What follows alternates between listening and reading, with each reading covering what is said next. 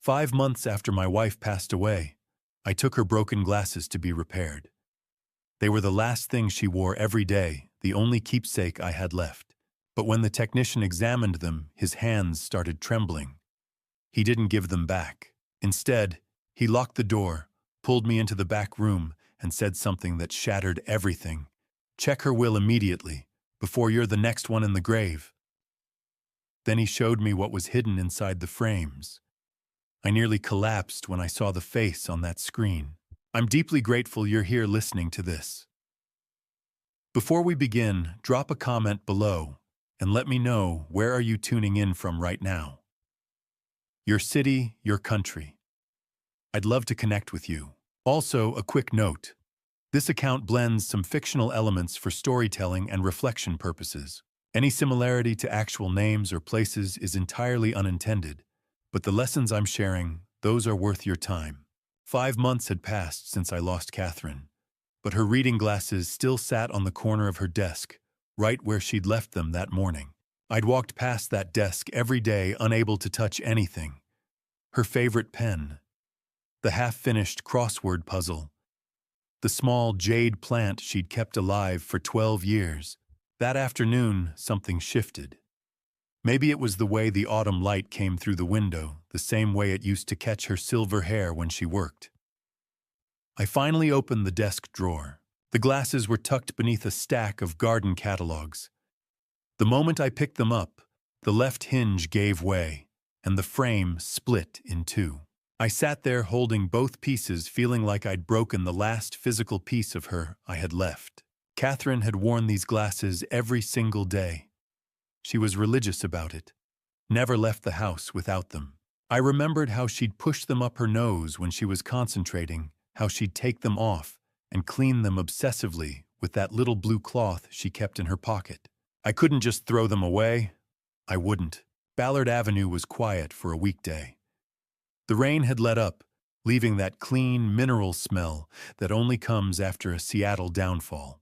I parked in front of Porter's Optical, a small shop, tucked between a Thai restaurant and a vintage bookstore. Catherine and I used to walk this street every Saturday morning. Daniel Porter had been a friend for over 20 years. We'd met on a commercial renovation project back in 2004.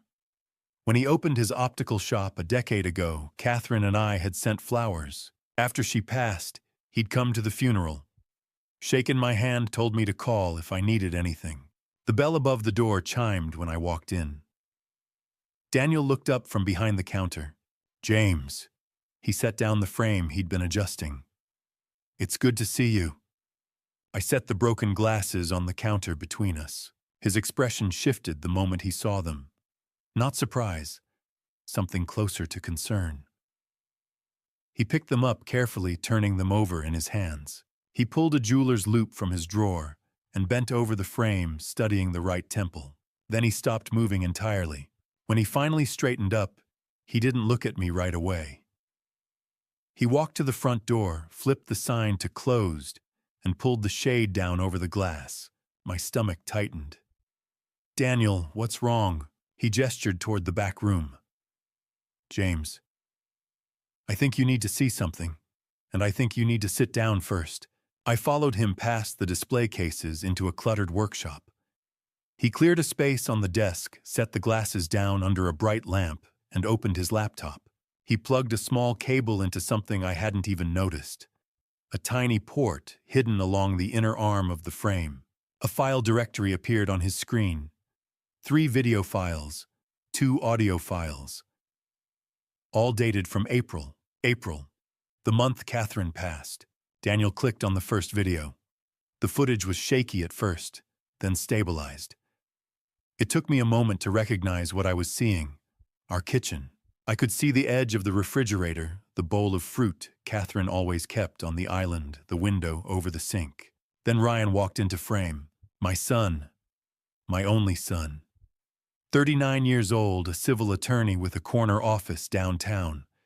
He was wearing the navy suit I'd bought him for his birthday last year. He moved with purpose. No hesitation. He opened the cabinet where Catherine kept her vitamins and pulled out the large bottle. From his pocket, he took out a small plastic bag. white pills inside. He unscrewed the vitamin bottle, poured the white pills in, shook it, put it back exactly where it had been. The whole thing took less than 30 seconds. Daniel's voice was quiet beside me. There's more. But I couldn't look away from the screen.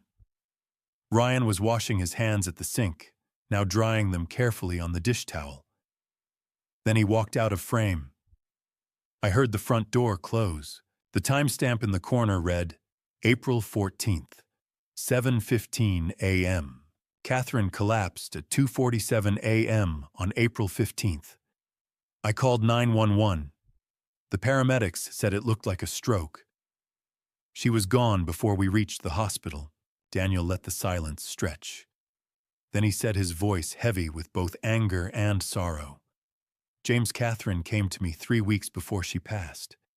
She asked me to install this camera. She said she needed proof of something, but she wouldn't tell me what. She made me promise not to tell you unless something happened to her. He paused, his hand hovering over the mouse. See, I didn't know what she'd recorded until just now. But I know this checked the will immediately. Because if he did this to her, you're next. I couldn't breathe, couldn't move, couldn't look away from the frozen image on the screen. My son's hand holding that plastic bag, pouring those pills into my wife's vitamin bottle. The glasses were still on the desk between us. I picked them up with shaking hands, turning them over, finally seeing what I'd missed. The tiny lens, the hidden port, the weight of everything Catherine had carried alone. She'd known, for weeks she'd known, and she'd left me this. Daniel clicked to the next video file, and I realized I'd been living in a lie for 5 months. Daniel didn't ask if I wanted to keep watching. He just moved the cursor to the second file and clicked. Maybe he knew that if he gave me a choice, I'd walk out of that shop and spend the rest of my life pretending I'd never seen the first video. But I couldn't leave. Not now. The screen flickered, and there was our kitchen again. Later the same morning, judging by the light coming through the window. Catherine's glasses were on the counter, now angled toward the stove. I could see her moving in and out of frame, making her usual breakfast. Oatmeal with blueberries, the same thing she'd eaten every morning for 30 years. Ryan appeared in the doorway.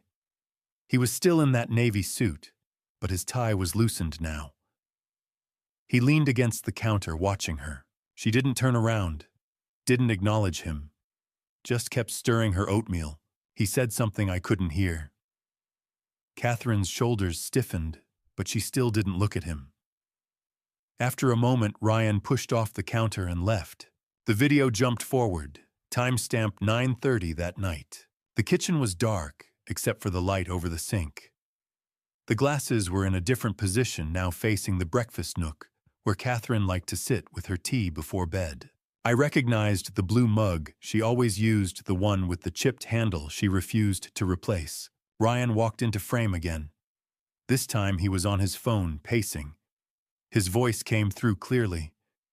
Catherine must have been sitting close enough to the glasses for the microphone to pick it up. "It's done," he said. "I used the amount we discussed." A woman's voice responded tinny through the phone speaker. "Jessica." I'd recognize my daughter-in-law's voice anywhere, that slight southern accent she'd never quite lost. "Are you sure it won't leave traces?" she asked. Her voice was tight, anxious. Ryan stopped pacing. "It breaks down in the body. Looks exactly like cardiac arrest. The ER won't even test for it, unless they have reason to suspect something. And why would they? She's 62, has high blood pressure, takes medication. It'll look like a stroke. When 24 to 48 hours. Maybe sooner, depending on how much she takes." He paused. "It'll be quick, Jess. She won't suffer." There was a long silence. Then Jessica said quietly, "This is really happening. This is the only way. You know that. The casino isn't going to wait forever, and my name is on those debts too now. Once she's gone, we use the life insurance to clear everything, and we're free." "What about your father?" Ryan's laugh was cold. "He'll be devastated. Probably won't even think straight for months. I'll handle the estate, make sure everything's in order. He'll sign whatever I put in front of him." The call ended. Ryan stood there for a moment staring at his phone. Then he walked out of frame. The kitchen was empty again. Just Catherine's blue mug on the table, steam rising from the tea she'd never finish. I couldn't feel my hands. Couldn't feel anything, really. It was like someone had scooped out everything inside me and left just a shell sitting in that chair. Daniel reached over and paused the video. "There's one more," he said quietly. "You don't have to watch it." But I did. I had to see. He clicked the third file. Timestamp April 15th, 2:47 a.m. The kitchen light was on. Catherine's glasses were on the counter again, angled toward the table. I could see her sitting in the breakfast nook, her back to the camera. She was wearing her blue robe, the one I'd bought her for Christmas 2 years ago. She stood up, reaching for something on the counter. Her hand missed, grabbed at the air. Then she went down. I watched her collapse the way you watch a car accident in slow motion. Knowing what's about to happen, unable to look away, unable to stop it. She fell hard, her head hitting the edge of the table before she crumpled onto the tile floor. And then Ryan was there. He must have been in the hallway. He walked into frame, looked down at her, and checked his watch. He didn't kneel, didn't call out, didn't touch her. He just stood there watching his mother die on the kitchen floor, glancing at his watch every few minutes, like he was timing something. I counted. 12 minutes. 12 minutes of watching her lie there, not moving, barely breathing. 12 minutes of making sure.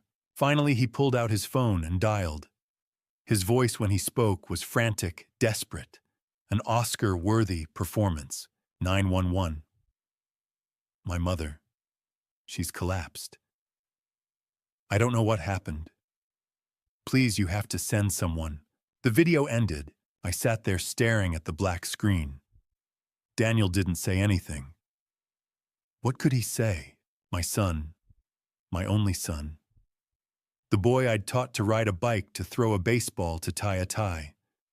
The man I'd put through law school, celebrated with, at his wedding, bragged about to my friends. That man had watched his own mother take her last breaths and checked his watch to make sure she was really gone. Daniel's hand moved over the keyboard, then stopped. He pointed to something at the bottom of the screen. Another file. There's a voice memo here," he said. His voice was careful, gentle. "Recorded at 11:47 p.m. on April 14th, 3 hours before she collapsed." He looked at me. "Do you want to hear it?" I couldn't speak, could barely nod. Daniel clicked the file, and Catherine's voice filled the small room. I wasn't ready to hear her voice again. 5 months of silence, of walking past her empty chair at breakfast, of reaching for the phone before remembering she was gone. 5 months of learning how to live in a house that still smelled like her lavender hand soap. And now, here she was, speaking to me from 3 hours before she collapsed on that kitchen floor. James. Just my name. But the way she said it, soft, aching, full of something I couldn't name, made my chest tighten. Daniel sat beside me in the back room of his shop, his hand resting on the edge of the desk. He'd already seen the first video. Ryan pouring those white pills into Catherine's vitamin bottle. Now we were listening to the audio file time-stamped April 14th, 11:47 p.m., the last thing my wife recorded before she was gone. "If you're hearing this," Catherine's voice continued, trembling slightly, "then I'm not there anymore. And I'm so sorry, my love." I gripped the armrest of the chair. My knuckles turned white. "I need you to listen carefully, because I don't have much time. There's a safe deposit box at Pacific Northwest Bank, downtown branch. Box number 447. The key is in my desk, bottom drawer inside the blue envelope beneath my gardening catalogs. You need to go there. You need to open it." I glanced at Daniel. He was staring at the laptop screen, his jaw tight. "Inside that box, you'll find a letter. 8 pages. I wrote down everything. Every detail, every date, every piece of evidence I gathered. I couldn't say it all out loud, but I wrote it down for you." She paused, and I could hear the faint sound of rain against a window in the background. There's also a new will in that box. I met with Helen Patterson 2 days ago. Patterson and Marks, Pioneer Square. She notarized it. 95% of our estate goes to the Family Justice Foundation. Ryan gets $100,000. That's it. My breath caught. 100,000. Out of 2.7 million. He doesn't know about the new will, James. He thinks the old one is still in effect. He thinks he's going to inherit over $1 million when I'm gone. But he won't. Helen has the original in her office safe. Catherine's voice dropped lower, and I leaned closer to the speaker. I need you to promise me something. Promise me you won't confront him alone. Promise me you'll go to the bank first, read my letter, and then call someone. A lawyer, the police, anyone. Just don't face him by yourself, please. I closed my eyes. I love you, James. I've loved you since the day you spilled coffee on me at the university library and apologized 5 times in under a minute. I've loved you through 38 years of marriage. I love you now, even if I'm not there to say it anymore. Her voice wavered, and I heard her inhale sharply like she was trying not to cry. I wanted to tell you on our anniversary, November 3rd. I had it all planned. I was going to take you to that little restaurant on the waterfront, and after dinner I was going to show you everything. The evidence. The letter. The plan to protect you. I thought I had time. The recording went quiet for a moment. I was wrong. I thought I could handle this alone. I thought I could gather enough proof, confront him privately, and fix it before you ever had to know. But I waited too long, and now, she trailed off. Now I'm recording this at almost midnight, and I'm terrified. I'm terrified he knows I've been watching him. I'm terrified he's going to act faster than I thought. And I'm terrified that by the time you hear this, it'll be too late for me. My chest felt like it was caving in. The glasses I'm wearing right now, the ones you're probably holding if you're listening to this, they have a hidden camera. Daniel Porter helped me install it in March. He's a good friend, James. You can trust him. Check the videos. You'll see. She paused again, and when she spoke next, her voice was barely above a whisper. Amba Box 447. Blue envelope in my desk. Helen Patterson, Pioneer Square. Read my letter. It has everything you need. And James, please be careful, please. Another silence, longer this time. I'm sorry I carried this alone. I just wanted you to sleep peacefully for a few more nights. I wanted to protect you from the weight of it. But I see now. I should have trusted you. I should have told you the moment I knew. Her voice broke completely. Forgive me, my love. Forgive my silence. The recording ended with a soft click. The room was utterly still. Daniel's computer hummed quietly. Outside, I could hear the distant sound of traffic on Ballard Avenue, but inside that little back room, there was only silence and the echo of Catherine's voice. Daniel finally spoke, his tone careful.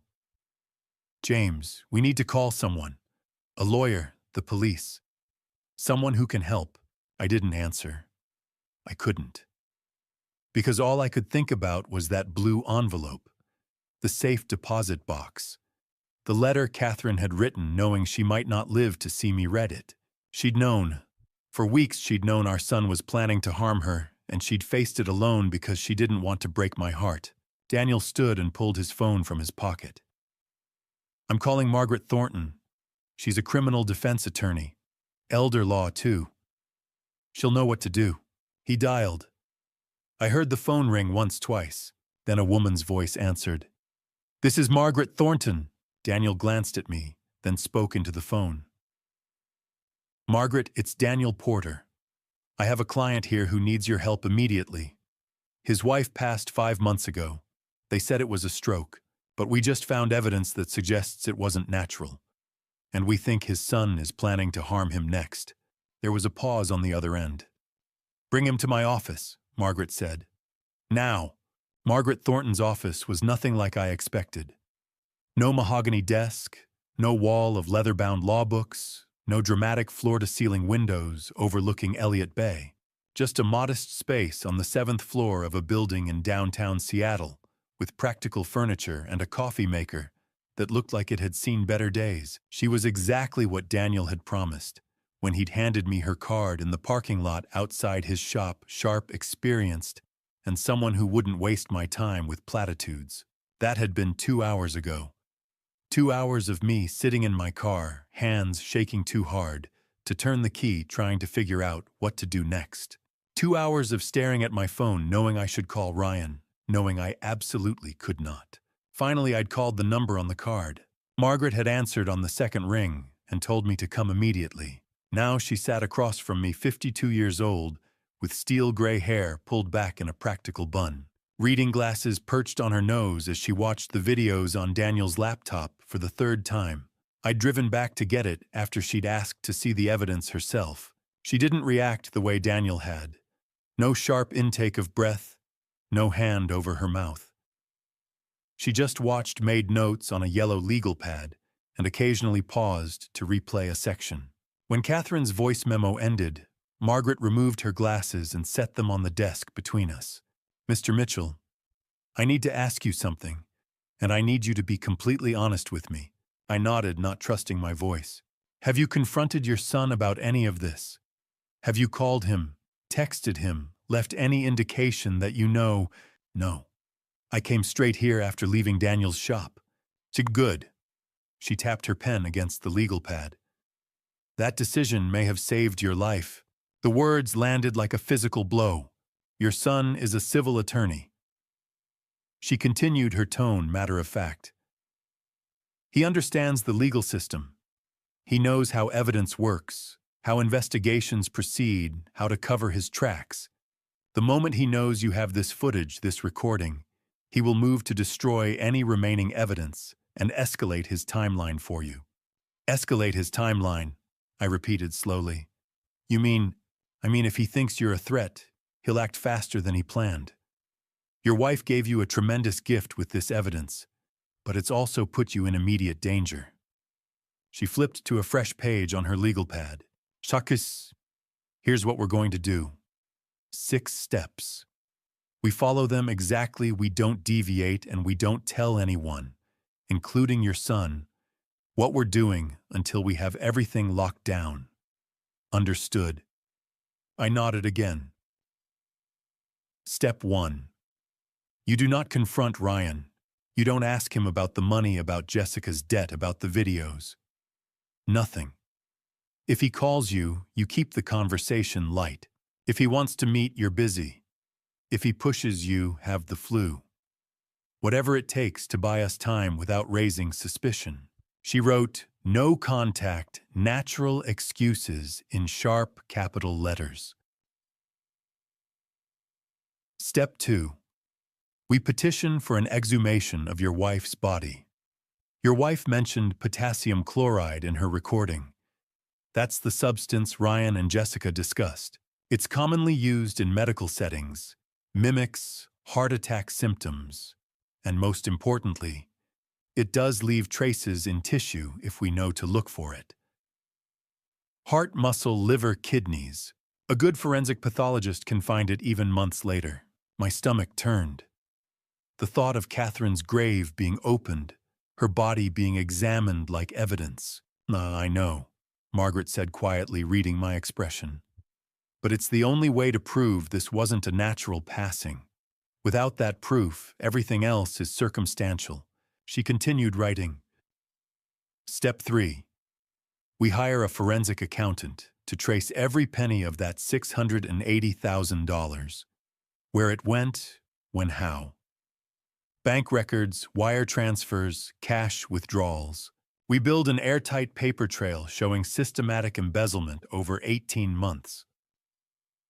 Step 4. We verify the new will with Helen Patterson. I'll contact her directly, attorney to attorney. We'll confirm it's properly executed, legally binding, and that Ryan has no knowledge of its existence. Step 5. From this moment forward, you record every interaction with your son. Washington is a one-party consent state, which means you can legally record any conversation you're part of without the other person's knowledge. If Ryan calls you, record it. If he shows up at your house, your phone is recording in your pocket. Everything. Margaret looked up from her notes. Step 6, and this is crucial. You do not sign anything Ryan puts in front of you. Power of attorney, financial documents, anything. If he asks you to sign something, you tell him you want your own lawyer to review it first. If he pushes you, cite me. Tell him I'm helping you organize Catherine's estate. Use me as a buffer. She set down her pen and leaned back in her chair. These 6 steps give us a foundation. But Mr. Mitchell, I need you to understand something. I'm an elder law attorney with criminal defense experience. I can help you navigate this, protect your assets, and build a case. But what your son did to your wife, that's homicide. We need law enforcement involved. The word hung in the air between us. Homicide. My son had committed homicide. I have a contact at Seattle PD, Margaret continued. Detective Laura Hayes' Homicide Division. She's smart, thorough, and she doesn't let cases go. But before I call her, I need your permission. Once we bring law enforcement in, there's no going back. This becomes an official investigation. Your son will likely be arrested. This will be public. Your life will never be the same. I thought about Catherine's voice on that recording. The way she'd apologized for keeping secrets. The way she'd warned me I was next. I thought about Ryan standing in our kitchen, watching his mother take her last breaths, checking his watch. Call her, I said. Call Detective Hayes. Margaret picked up her phone, but before she dialed, she looked at me one more time. James, your son, is a civil attorney. He knows how to manipulate the system, how to make himself look sympathetic, how to cast doubt. We need to be smarter than him, faster than him, and we need to be absolutely certain of every move we make. She pressed a number on speed dial. And we need Detective Laura Hayes from Seattle PD Homicide to make sure he doesn't get away with this. The phone rang once, twice. Then a woman's voice answered, and Margaret said something I'll never forget. Laura, I have a client whose son poisoned his mother and is planning to do the same to him. We have video evidence. How fast can you get to my office? I didn't sleep Tuesday night. Just stared at the ceiling, listening to every creak of the house, settling every car that passed, wondering if one of them would slow down and stop. Margaret had said Detective Hayes would need 24 hours to review the evidence. 24 hours felt like an eternity when you knew your own son was planning to make your passing look like grief-driven despair. Wednesday morning, I forced myself through the motions of normalcy. Coffee, shower, get dressed. Act like a man who doesn't know his only child wants him gone. The note was waiting when I walked out to my car. A single piece of paper folded once tucked under the driver's side windshield wiper. My hands were shaking before I even opened it. The handwriting was unfamiliar. Neat, feminine, urgent. He knows, run. That was it. 4 words. No signature, no explanation. I looked around the parking area. My neighborhood was quiet at 8 in the morning. Most people already at work, a few retirees walking dogs in the distance. No one paying attention to me. But someone had been here. Someone knew what Ryan was planning. Someone was trying to help me, or someone was trying to scare me into making a mistake. I got in the car, locked the doors, and sat there with the note in my lap, my heart hammering. Margaret's voice echoed from yesterday, your son will move to destroy evidence and escalate his timeline.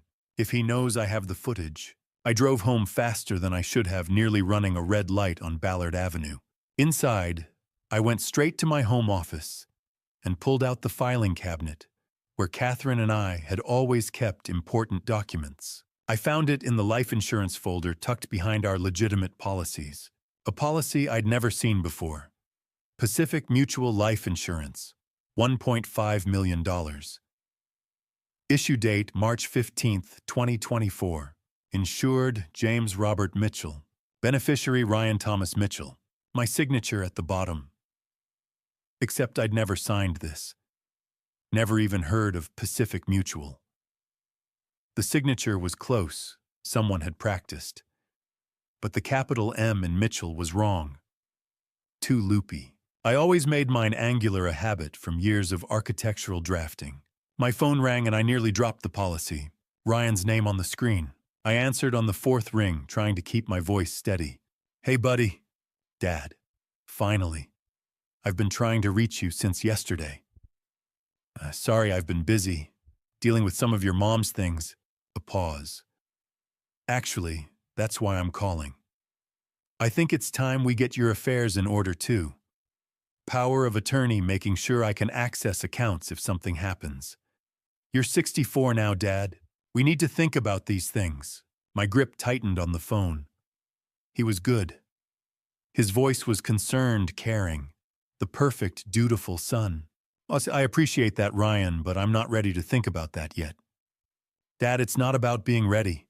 It's about being prepared. Mom's passing showed us how quickly things can happen. I don't want to be scrambling if you have a health emergency. I'll think about it. I'm coming over tonight. We'll go through the paperwork together. Just a few signatures." "Tonight's not good. Dad." His tone shifted slightly. Harder. "Mom would want you to do this. She'd want you to trust me. I'm your only son. Who else is going to take care of things if something happens to you?" There it was. The guilt. The manipulation. The same tactics he'd probably used on Catherine. I said, "I'll think about it, Ryan." "Fine, but I'm stopping by anyway. Around 7. We need to talk." He hung up before I could respond. I sat there staring at the fake insurance policy. I called Margaret. She answered immediately. "James, what's wrong?" "There was a note on my car this morning. He knows. Run." And I found a life insurance policy in my files. 1.5 million, my forged signature Ryan as beneficiary. And he just called, says he's coming tonight to get me to sign power of attorney documents. Silence. Then, "Get out of your house right now. Don't pack anything, don't wait. Drive to a hotel, pay cash, use a fake name if you have to. Turn off location services on your phone. Do not tell anyone where you're going, not even me. Margaret." James, listen to me. If Ryan is pushing this hard, this fast, it means he knows you're on to him. That note is from someone trying to warn you. We don't have 24 hours anymore. We might not even have 24 minutes. Get out. Now. I grabbed my wallet and keys, leaving the fake policy on my desk. As I headed for the door, I pulled up my security camera app. The one we'd installed last year after break-ins in the neighborhood. The live feed showed my front porch. Empty. Then I scrolled back through the recorded footage from the past hour. My blood ran cold. Ryan had been there. 30 minutes ago, while I was still in my office. He'd walked up to the front door, tried the handle. Locked, thank God. Then stood there for almost 5 minutes, peering through the living room window. Finally, he'd pulled out his phone and typed something. Then walked back to his car. I switched to the street view camera and zoomed in on his phone screen in the recording. The angle was just right to catch what he'd typed. A text message. "He's not home. We need to move faster." I watched him send it. Watched him look back at my house one more time. Watched him drive away. My son had come to my house to find me, to corner me, to make me sign documents that would give him access to everything. Or maybe to do something worse. I grabbed my jacket and ran for my car, the warning note still crumpled in my pocket. He knows, run. And for the first time since finding Catherine's glasses, I did exactly that. I ran. I'd spent Wednesday night in a budget motel off Highway 99 paid cash, under the name Robert Anderson, and kept my phone turned off except to check messages every hour. The room smelled like stale cigarettes and industrial cleaner, but it had a deadbolt and a view of the parking lot, and that was all I needed. I didn't sleep, just watched car headlights sweep across the ceiling, and thought about Ryan standing on my porch, peering through my living room window, texting someone that they needed to move faster. Thursday morning, Margaret had sent a single encrypted message. 8 a.m., my office. Bring nothing. Now I sat in that same chair across from her desk, and this time we weren't alone. Thomas Reed looked exactly like what he was, a man who'd spent 40 years following money trails that people desperately wanted hidden. 61 years old, gray suit, reading glasses on a chain, and a leather briefcase that had seen better decades. He set the briefcase on Margaret's desk and pulled out a report thick enough to be a novel. Now 47 pages, he said. But I can summarize if you'd prefer the version that won't make your head spin. Summarize? Margaret said. We don't have time for the full audit. Thomas flipped to a page marked with a yellow tab, a spreadsheet covered in numbers, dates, and highlighted transactions. Your family trust was established in 2006. Original funding was $1.8 million. By January 2023, it had grown to $2.4 million. He turned the page. That's when the withdrawals started. I leaned forward, studying the spreadsheet. Rows and rows of transactions, each one highlighted in yellow. 23 withdrawals over 18 months. Thomas continued. Small enough to avoid triggering bank alerts. 20,000 here. 40,000 there. Always under 50,000 per transaction, always spaced at least 3 weeks apart. Textbook embezzlement strategy. He ran his finger down the column. I've documented every single one. Wire transfers to 3 different accounts. 2 in Ryan's name, 1 joint account with Jessica Mitchell. My hands were flat on Margaret's desk, pressing down hard enough that my knuckles went white. The current balance of the trust is $1.72 million. Your son embezzled $680,000 over a year and a half. He did it slowly, carefully, and he would have gotten away with it if your wife hadn't been watching. She knew, I said quietly. In her recording, she said she'd been tracking it since March.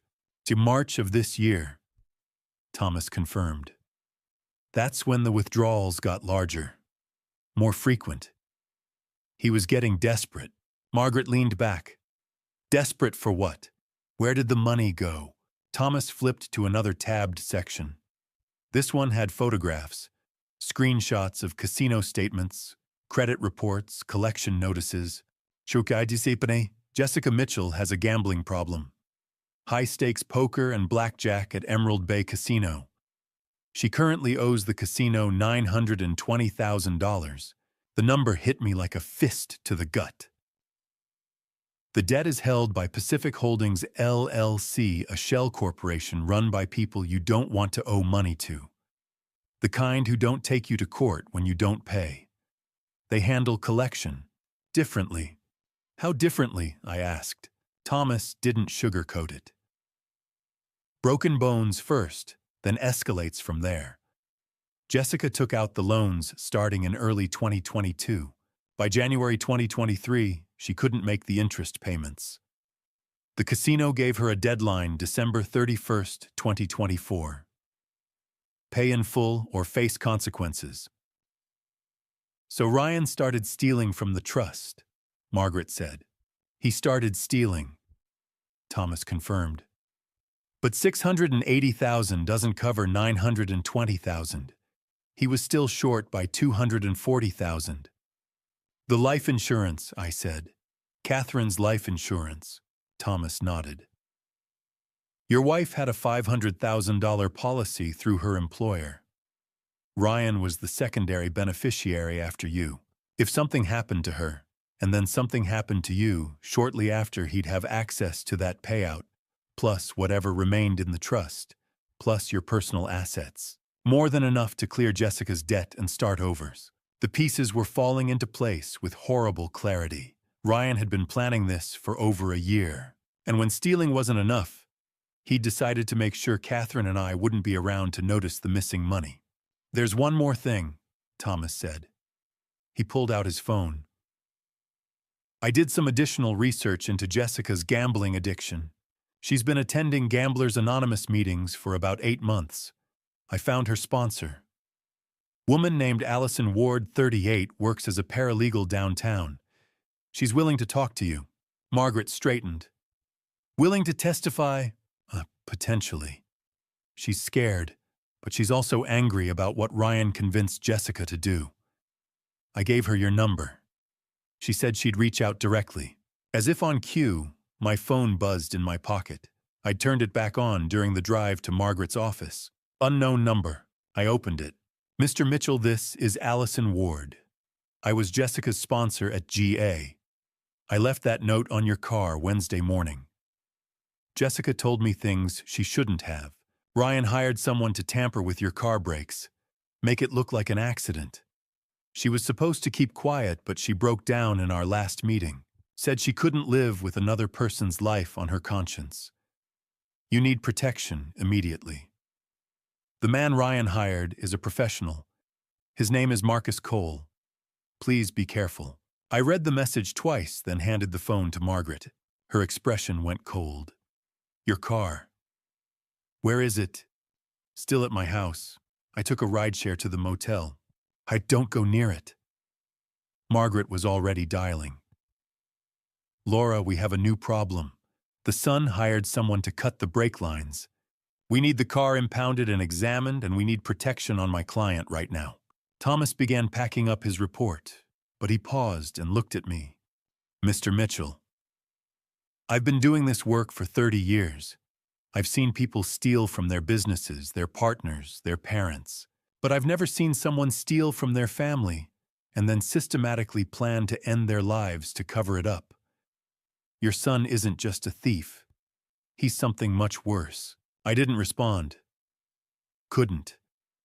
Because I was thinking about Catherine's voice on that recording about how she'd said Ryan was desperate. She'd been right. And desperate people don't stop until they get what they need, or until someone stops them. Volunteer Park in the afternoon was the kind of peaceful that felt wrong when your son was planning to tamper with your brakes. Families walked dogs. Joggers passed by with their headphones in. A group of teenagers skateboarded near the conservatory. I sat at an outside table at the small cafe near the water tower, nursing a coffee I hadn't touched, watching every person who walked up the path. Margaret had insisted I take a rideshare here and sit where I could see all the approaches. She arrived 10 minutes late, scanning the area. 38 years old, dressed in business casual, like she'd come straight from work. Dark hair, pulled back minimal makeup, and the kind of tired eyes that came from carrying other people's secrets. She carried a brown leather messenger bag. When she spotted me, she hesitated, then walked over and sat down without shaking hands. Mr. Mitchell, thank you for meeting me. She glanced around again. I shouldn't be here. If Ryan finds out I talked to you, or if Jessica finds out I warned you, they won't, I promise. Allison didn't look convinced, but she opened her messenger bag and pulled out a small USB drive, setting it on the table between us. Jessica came to her first Gamblers Anonymous meeting 8 months ago. She'd hit rock bottom, $920,000 in debt to people who don't forgive debts. She was terrified. That's when I became her sponsor. She wrapped her hands around the coffee cup I'd bought for her. So, 3 weeks ago, she broke down completely. Said she couldn't do it anymore. Couldn't live with what Ryan was planning. She told you about my wife. Allison nodded. She told me Ryan had used something to make it look like your wife had a stroke. Said he'd been planning it for months. And then she told me about you. My coffee cup was cold in my hands. She said Ryan had hired someone, a professional, someone who specializes in making problems disappear. She gave me a name, Marcus Cole. 45 years old, has a record in Oregon. He's what they call a cleaner, someone who handles situations that need to look like accidents. How much did Ryan pay him?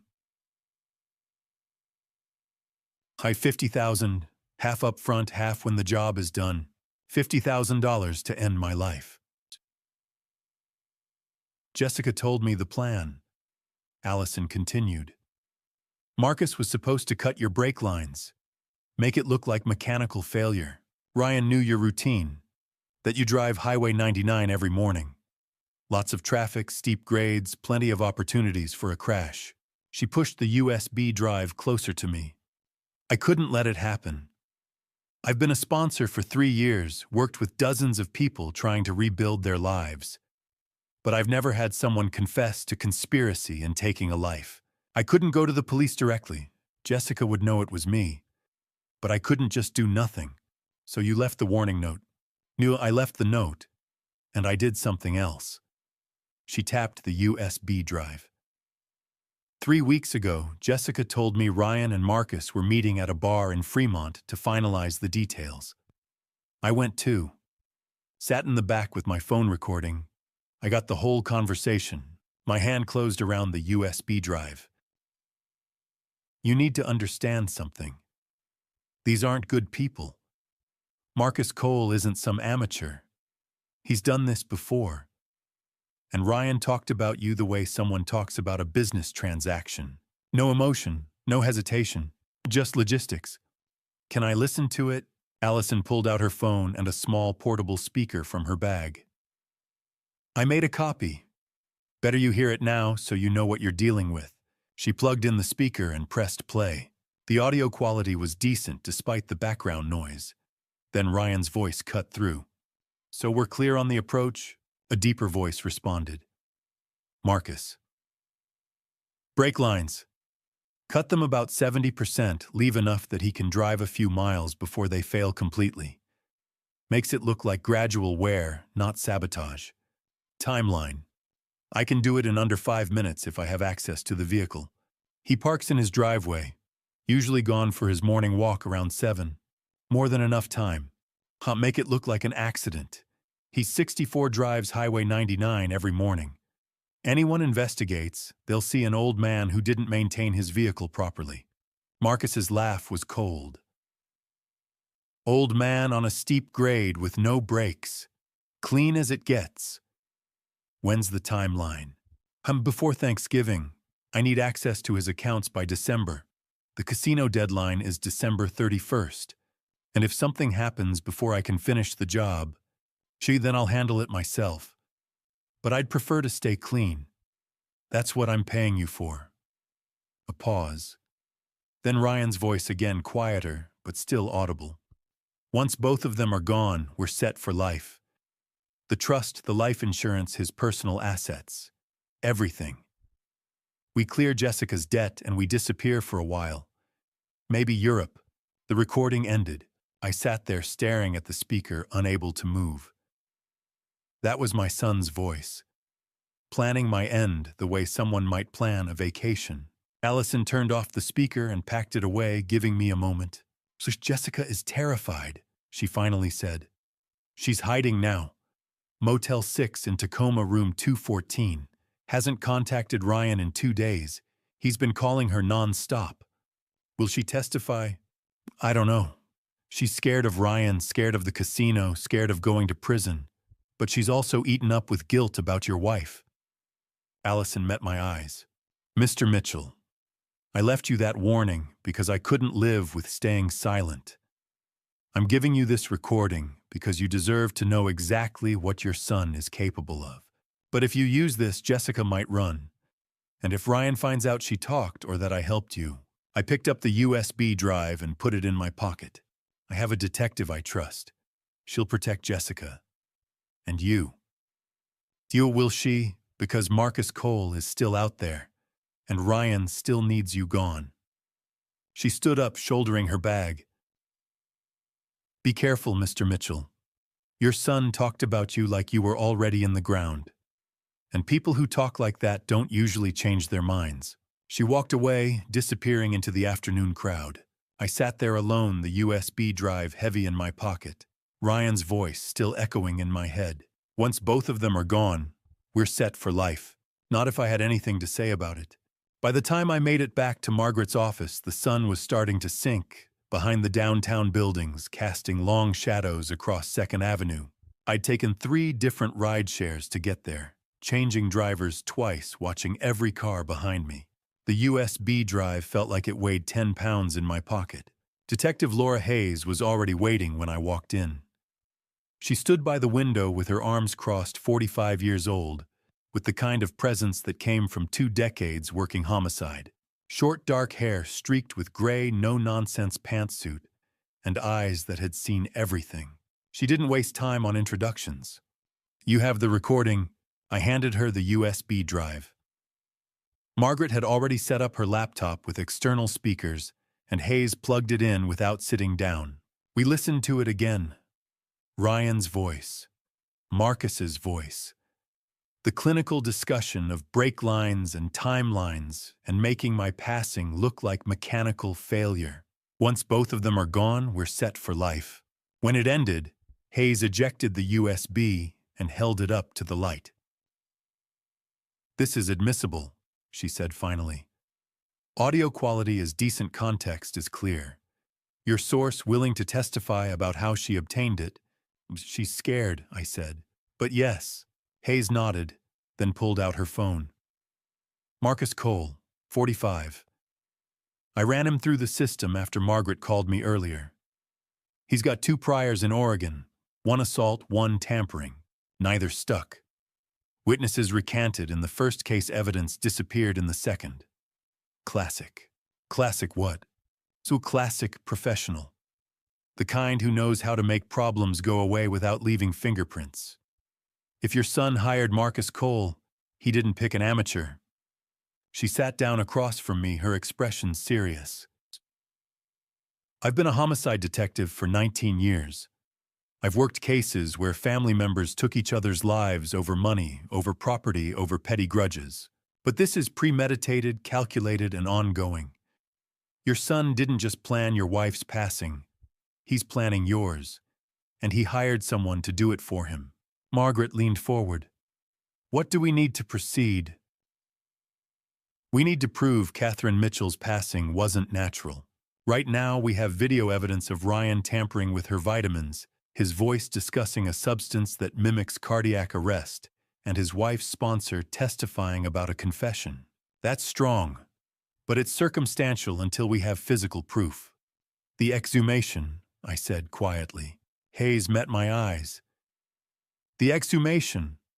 I know this isn't easy, but it's the only way to prove what your son did. If Catherine was dosed with potassium chloride, the way the recording suggests, traces will remain in her tissue. Heart, muscle, liver, kidneys. A good forensic pathologist can detect it even months later." My throat was tight. The thought of Catherine's grave being opened.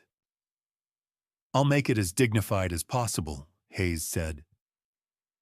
"Evergreen Cemetery early morning before public hours. Just the pathologist, myself, and the necessary technicians. You don't have to be there." "When?" "I need a court order first. Margaret's already drafted an emergency petition to King County Superior Court. If we can get it in front of a judge tonight, we can have the order signed by midnight and proceed at first light." Margaret was already on her phone. "Judge Patricia Holloway owes me a favor. She'll see us." Things moved quickly after that. Margaret left to file the petition in person. Hayes made a series of calls to the medical examiner's office, to Evergreen Cemetery, to her captain at Seattle PD. I sat in Margaret's office and tried not to think about what Friday morning would look like. An hour later, Margaret returned with a signed order. Judge Holloway had reviewed the evidence and deemed it sufficient for emergency exhumation. Friday, 6 a.m. Hayes checked her watch. "Forensic pathologist will meet us at Evergreen at 0600. We'll extract tissue samples, send them to the state lab for toxicology screening. Results will take about 72 hours for preliminary. But if there's potassium chloride present at the levels your son discussed, we'll know fast. And then we arrest him. Conspiracy to commit homicide, tampering, embezzlement, insurance fraud. We'll bring Marcus Cole in too. But first, Mr. Mitchell, we need to keep you alive long enough to see justice happen." She pulled out a card and slid it across the table. "Protective custody, starting tonight. 2 officers outside whatever location you choose. 24/7 coverage until we have Ryan and Marcus in custody." Margaret pulled out a file folder. "There's something else." In Catherine's voice memo, she mentioned a safe deposit box at Pacific Northwest Bank. "We need to access it before Ryan realizes we're moving on him." Hayes looked up.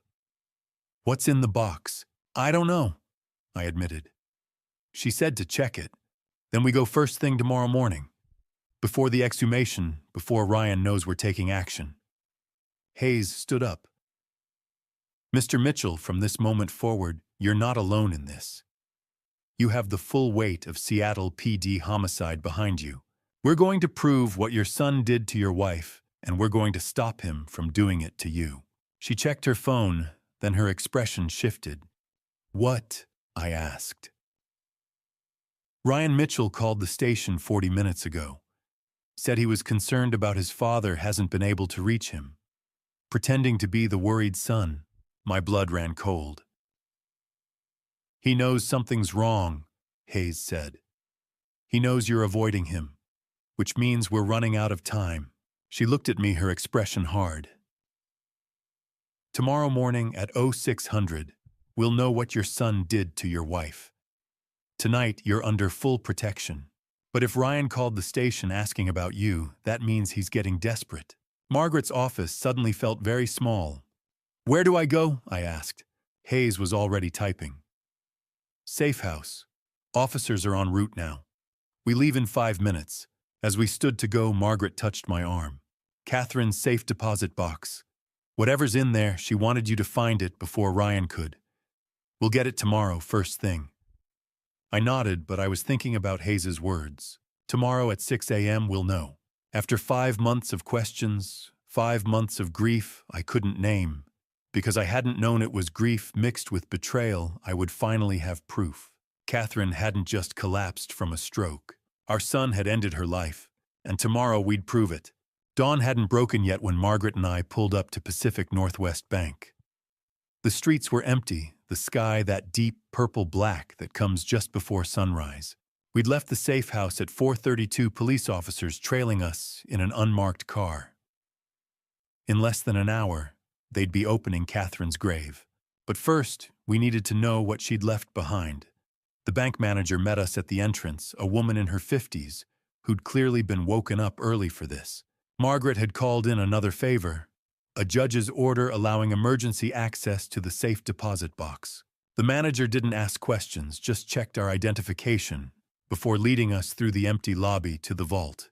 My hand went to my pocket, feeling for the small envelope I'd found in Catherine's desk. Just a blank white envelope with a single key inside. Now I knew why. The box 447, the manager said, running her master key through the lock. She stepped back. Take your time. Margaret and I were alone in the small private room. I pulled out the box and set it on the table between us. Inside were 3 things. A thick envelope. Catherine's handwriting on the front, for James. If you're reading this, I'm gone. A legal document folded and bound with a blue cover. Last will and testament of Catherine Ann Mitchell. And a small USB drive in a plastic case labeled April 15th, 1 a.m. I reached for the letter first. 8 pages written in Catherine's careful script. I recognized the pen I'd given her for our 30th anniversary. My vision blurred before I even started reading. My dearest James, if you're reading this, then I failed. I'm so sorry, my love. I had to stop, press my palm against my mouth, force myself to keep reading. I planned to tell you on our anniversary, November 3rd. I was going to show you everything I'd discovered, but I don't think I have until November. Ryan knows I found out about the money. $680,000, James. Our son has been stealing from us for 18 months. When I confronted him 2 weeks ago, he told me about Jessica's gambling debt, about the casino, and then he told me that if I said anything, he would make it look like I had an accident.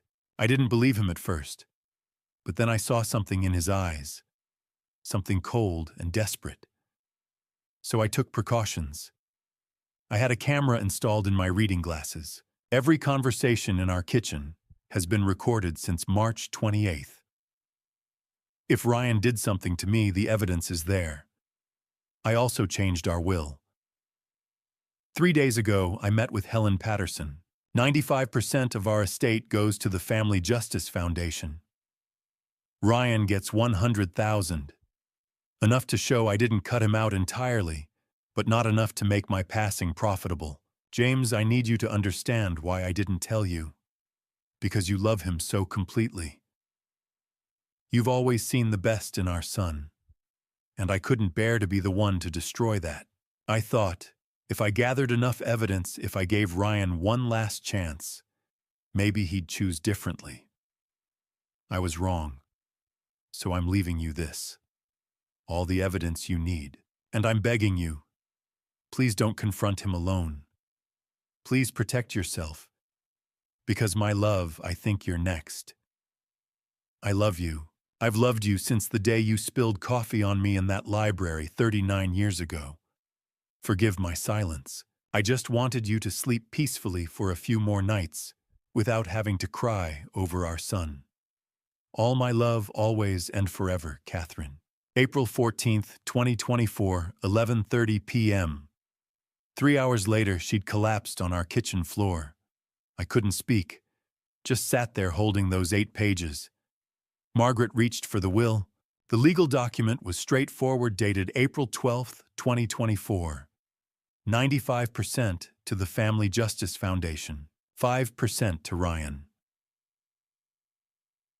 With the hope that he will use these funds to address the debts that have caused him such distress. Even in her final legal document, Catherine had tried to save him. Margaret picked up the USB drive. We should see what's on this.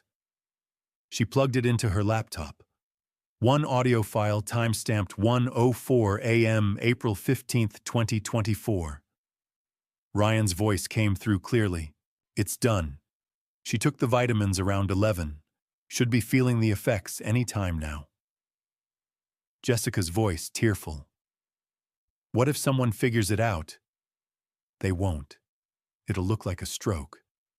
And even if they do run tests, potassium chloride breaks down. It's hard to detect unless someone specifically tests for it. What about the will, already handled? Tomorrow after the funeral home picks her up, I'll go through her desk. I'll make sure the old will is the only one anyone finds. James will want to see it. Dad will be a mess. Trust me. And by the time he asks about paperwork, it'll be too late. The estate will be settled, and we'll be clear. A pause. Then Jessica quietly, I can't believe we're doing this. We don't have a choice. And Dad, he's got to go too, eventually. The life insurance, the trust. Once both of them are gone, we're set for life. The recording ended. Margaret ejected the USB. He swapped the wills. He thought this copy didn't exist. He thought her passing erased everything she'd done to protect you. I was still holding Catherine's letter. Forgive my silence. I just wanted you to sleep peacefully a few more nights without crying over our son. She knew, I whispered. She knew he was going to do it, and she still tried to save him. Margaret carefully packed everything back. Catherine built you a roadmap.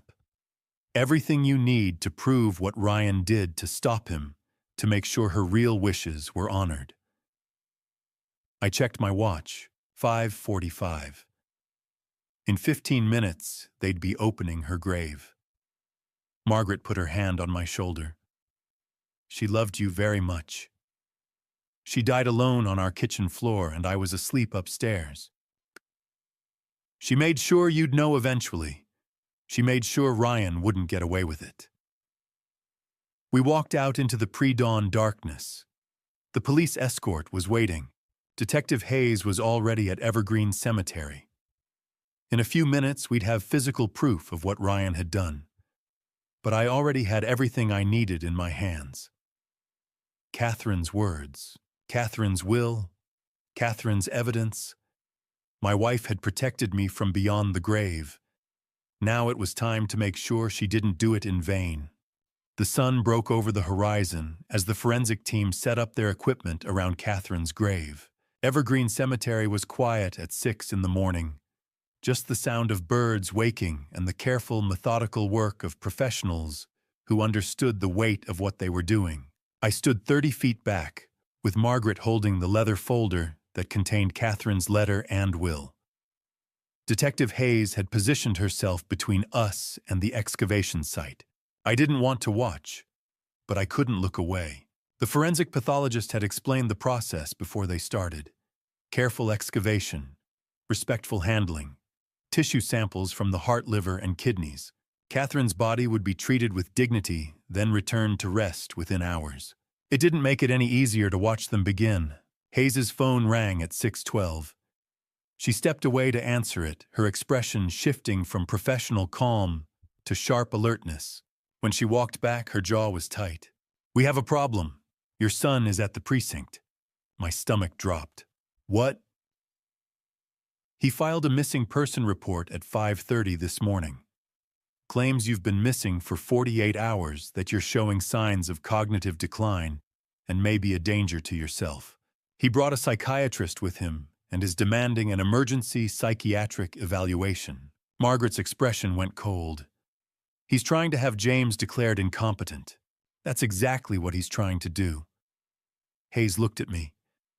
"If he can get a doctor to sign off that you're mentally unfit, he can petition for emergency conservatorship. Control your finances, your medical decisions, everything. Can he do that?" "Not if we move fast." Hayes was already walking toward her car. "We need to get to the station now." We drove to the precinct in 15 minutes that felt like an hour. The Seattle Police Department downtown precinct was just starting its morning shift change when we pulled in.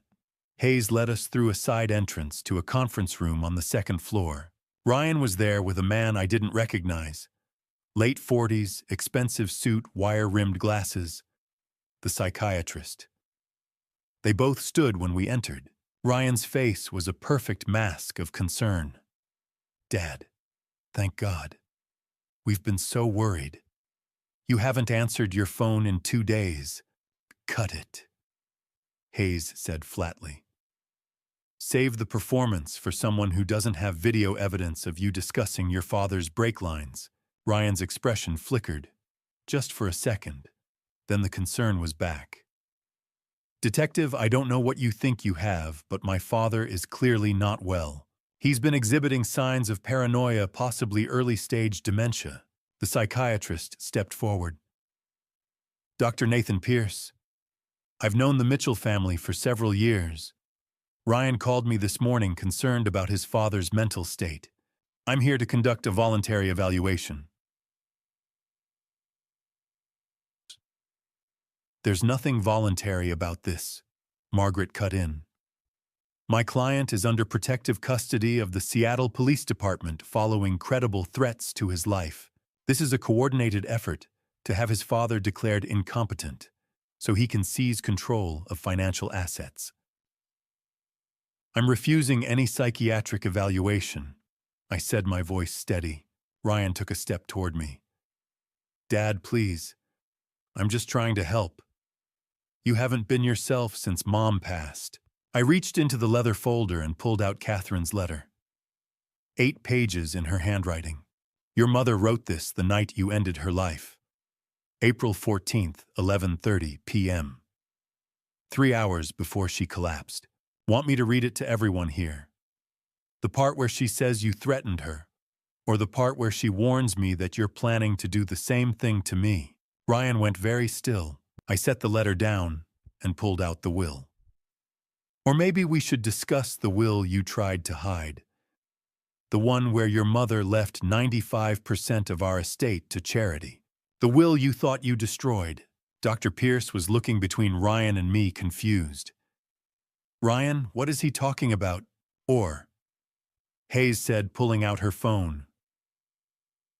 "We could play the recording of you and Marcus Cole discussing how to cut Mr. Mitchell's brake lines. That one's particularly compelling." Ryan's mask finally slipped. His face went blank, calculating. "I want my attorney." "You're going to need one," Hayes said. She turned to Dr. Pierce. "Doctor, how much did Ryan pay you to come here this morning?" Dr. Pierce stiffened. The silence stretched. Finally, $15,000. Why did you write a psychiatric evaluation before you ever saw my client? No. Another pause. Ryan provided me with background information. I drafted a preliminary assessment based on that information, yes. Nihon. An assessment declaring James Mitchell mentally incompetent. A recommendation for emergency conservatorship pending full evaluation. Hayes looked at her officers. Detain Dr. Pierce for questioning. Potential conspiracy fraud, false medical documentation. Ryan watched his friend being led away, then turned back to us. His expression was cold, now the mask completely gone. You can't prove anything. We're exhuming your mother's body right now, Hayes said. By this afternoon, we'll have tissue samples. By Monday, we'll have toxicology results showing exactly what you put in her vitamins. It's over, Ryan. For a long moment, Ryan just stared at me. Then he said very quietly, "You're really going to do this. You're going to destroy your own son." "You destroyed yourself," I said. "The day you put that substance in your mother's vitamins." Ryan turned and walked out without another word. Hayes made a call, instructing officers to follow him. I sank into a chair, suddenly exhausted. Margaret's phone buzzed. She glanced at the screen, then her face went pale. It's a text, from a number I don't recognize. She showed me the screen.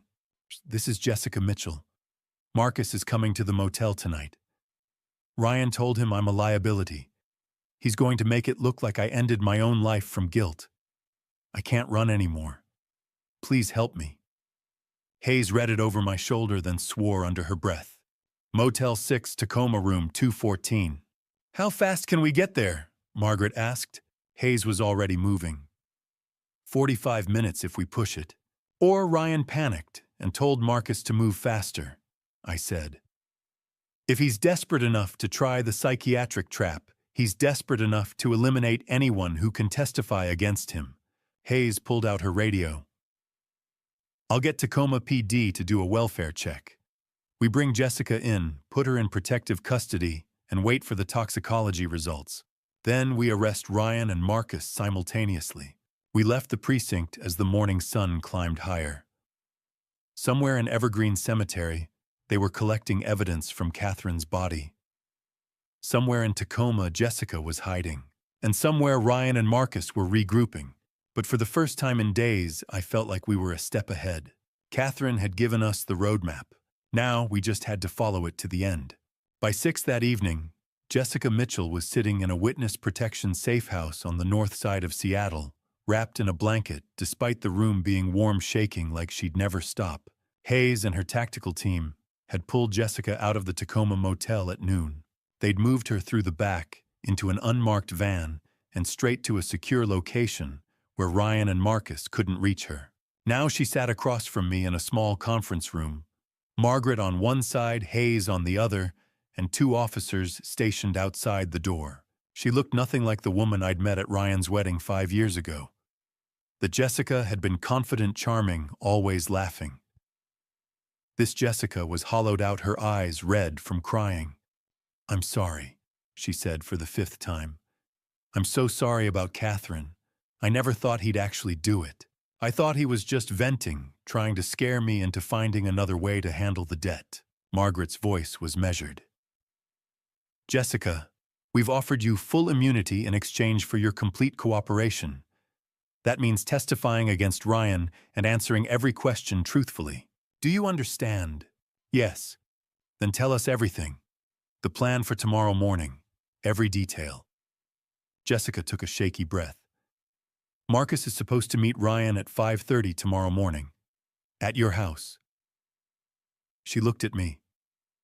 "Ryan had a spare key made 6 months ago. My house. The place Catherine and I had lived for 23 years. Where she'd collapsed on our kitchen floor." "What's the plan?" Hayes asked. "Marcus is going to make it look like James took too many pills. Sleeping medication maybe mixed with alcohol. They're going to stage it like a suicide. A widower who couldn't handle the grief of losing his wife." The room went very quiet. Ryan will show up later, Jessica continued. Around noon. He'll call the police, say he'd been trying to reach his father all morning and got worried. He'll be the devastated son who just lost both his parents within 6 months. No one will question it. How do you know all this? Margaret asked. Ryan told me. 2 nights ago when I said I couldn't do it anymore. He said it was too late to back out now, that if I tried to run or talk, Marcus would take care of me the same way. Hayes leaned forward. Jessica, has Ryan discussed any contingency plans? Then Ryan does it himself. He has pills in his car. He said one way or another it has to happen this weekend before the toxicology results come back. He knows you're looking into Catherine's passing. He knows time is running out. Hayes pulled out a notepad. Here's what we're going to do. Mr. Mitchell, you're going to be in your house tomorrow morning at 5 a.m.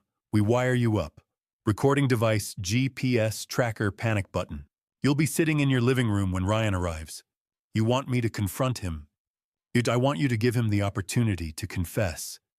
Keep him talking. Ask him questions. Let him think he's got you cornered.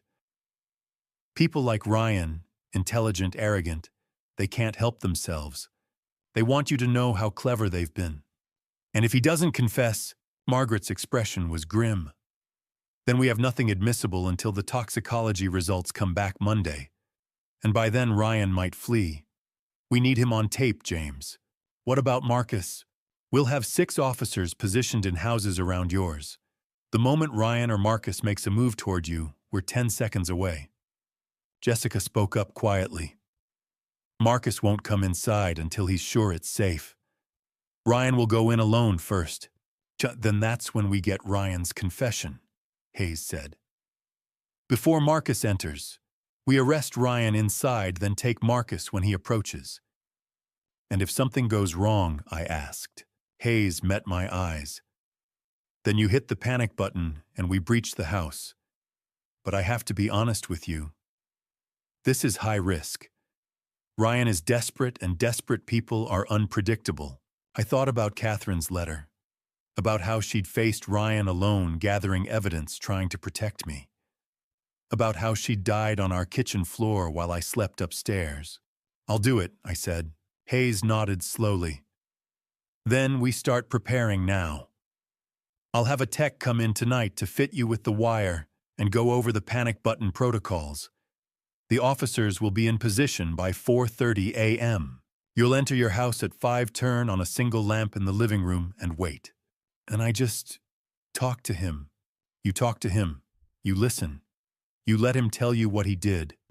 And you stay calm no matter what he says.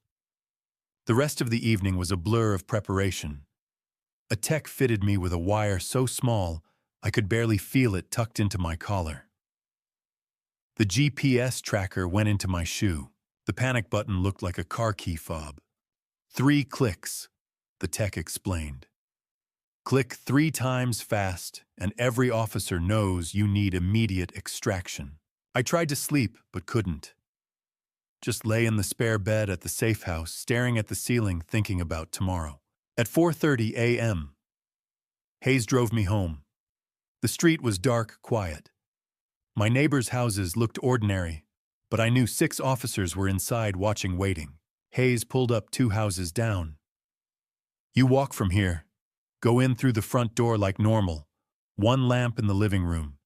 Sit where we can see you through the window. And James, whatever happens, we're right there. You're not alone. I walked to my house in the pre-dawn darkness. Used my key. Stepped inside. Everything was exactly as I'd left it days ago.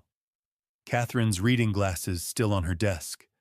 The coffee mug I'd forgotten to wash. The house where we'd built a life, raised a son, grown old together. The house where that son had ended her life. I turned on the lamp by the couch. Sat down in the chair facing the window. Checked the wire, the GPS, the panic button. 5 a.m. The house was completely silent, except for the clock ticking in the kitchen. I waited. 5:15, 5:30, 5:45. At 5:52, I heard it.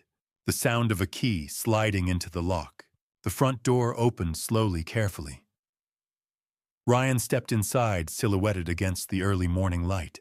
He was carrying a black duffel bag.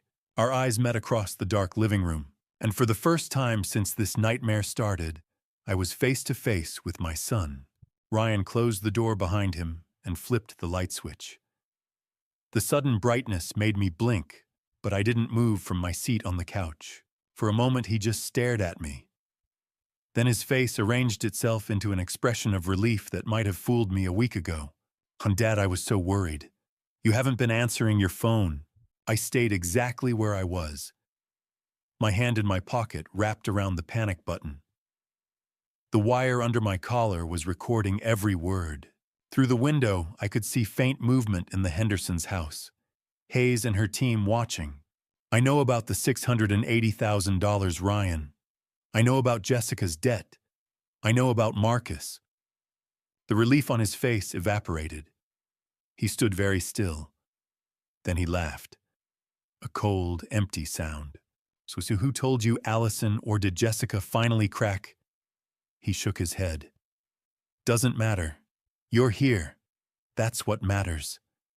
He knelt down and unzipped the black duffel bag slowly.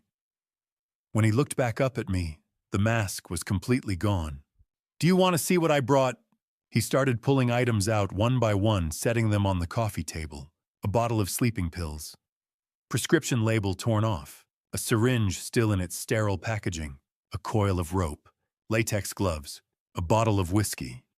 This is what grief looks like, Dad. A 64-year-old widower who couldn't handle losing his wife. Too many pills, maybe some alcohol. You leave a note. I already wrote it in your handwriting. Says you can't live without Mom. Very touching. I couldn't speak. This was the boy I'd taught to ride a bike. My only son. You look shocked, Ryan said, pulling on the latex gloves. You shouldn't be. You're the one who started investigating. You couldn't just accept that Mom had a stroke and move on. She didn't have a stroke. No. Ryan agreed. She didn't. Mom found out about the trust money in March. Started documenting every withdrawal. She confronted me 3 weeks before she passed. Said if I didn't put the money back, she'd cut me out of the will and go to the police. He picked up the bottle of sleeping pills. I tried to reason with her. Explained about Jessica's debt. $920,000. The casino isn't the kind of people you just say no to. So you ended your mother's life for money. Ryan's expression hardened. I saved my wife's life. And mine. Mom had her whole life already. Jessica and I had decades ahead. It was a practical decision. A practical decision. Yes. Potassium chloride.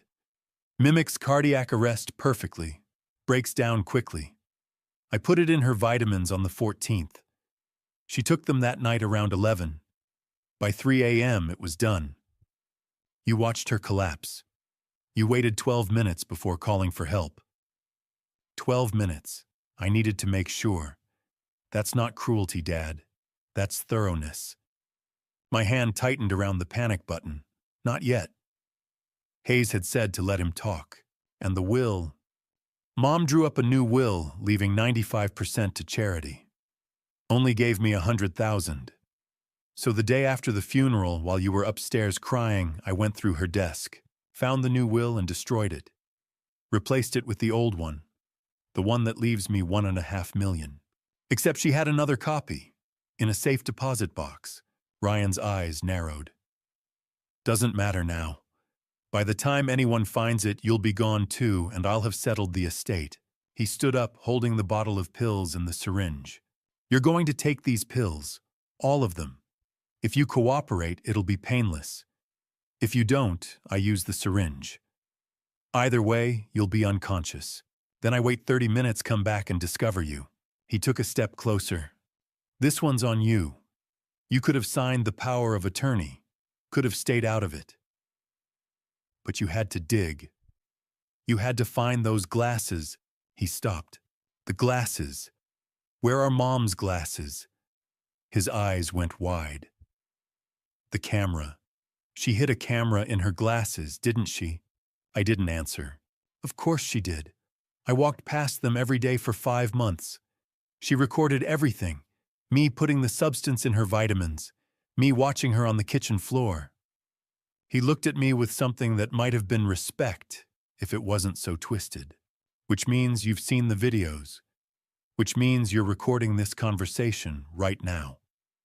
He moved fast, grabbed my shirt collar, yanked me up.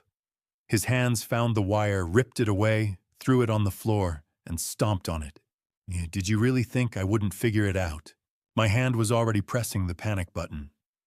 3 clicks. Ryan picked up the syringe, tore open the packaging. You should have trusted your son instead of playing detective. This is your fault. He took a step toward me, syringe raised. The front door exploded inward. Detective Hayes came through, first weapon drawn, 6 officers behind her. Seattle police dropped the weapon hands where I can see them. Ryan froze. For a second I thought he might fight. Then he dropped the syringe. It clattered on the hardwood floor. He sank to his knees, slowly, hands raised. I want my lawyer. Hayes moved in, cuffing him, while officers secured the duffel bag and photographed the contents. Another officer helped me up. You got it all? I asked Hayes. Even after he broke the wire, she tapped her ear. Backup recording from the device in your shoe, and we heard enough through the window. We've got his full confession, Mr. Mitchell. Every word. Ryan looked at me from the floor, his hands cuffed. You're really going to testify against your own son? You're not my son, I said quietly.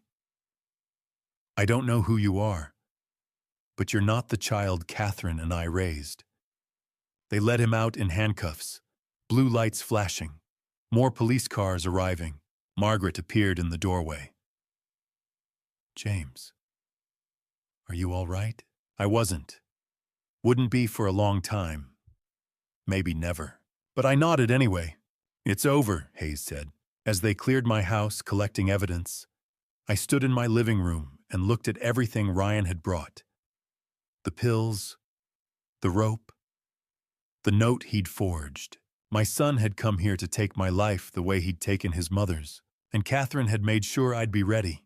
Her glasses, her letter, her voice memo, her will. She'd fought him from beyond the grave and won. Detective Hayes stood over Ryan, her voice clear and measured as she read him his Miranda rights. Ryan knelt on my living room floor, hands cuffed behind his back, his face blank. The duffel bag and all its contents were being photographed by a crime scene tech.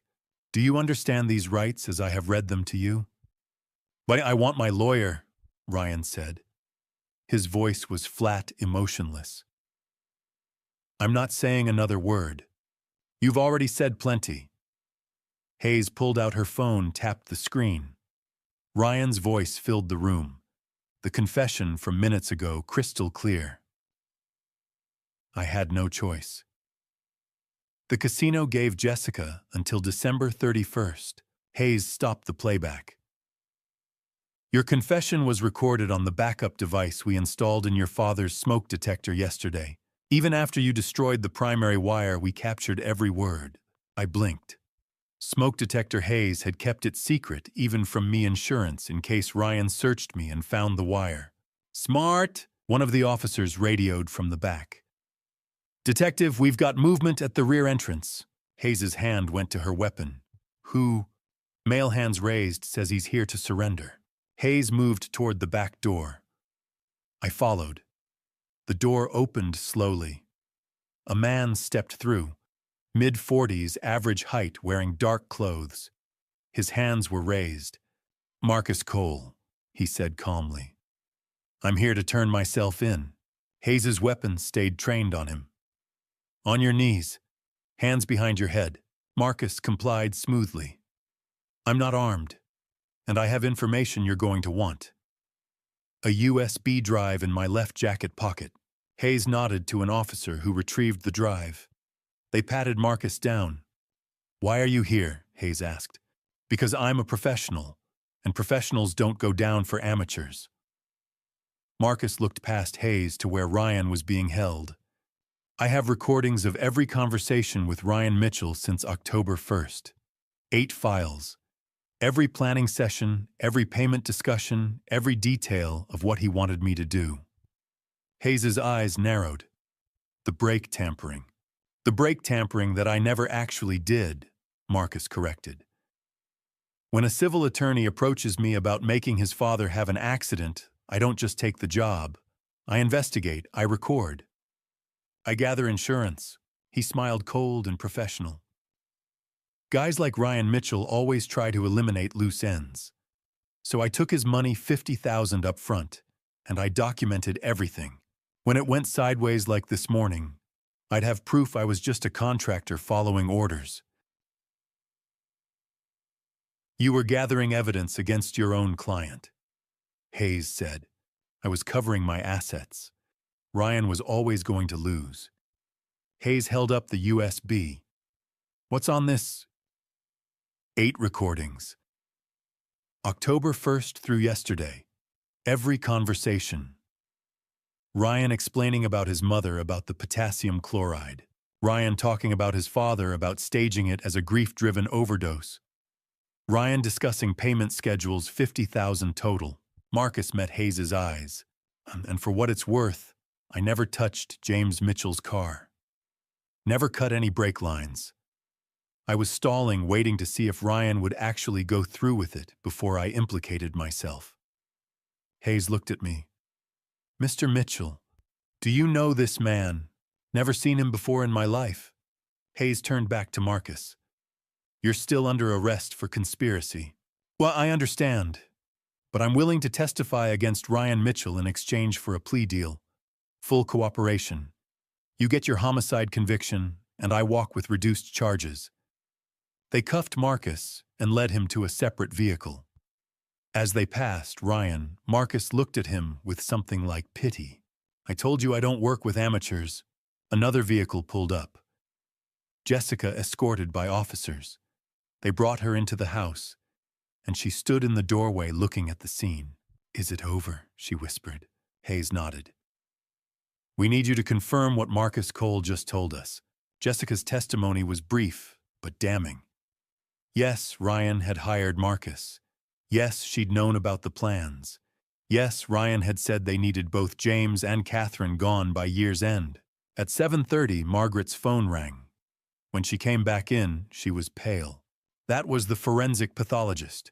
Preliminary results from the exhumation. She looked at Hayes.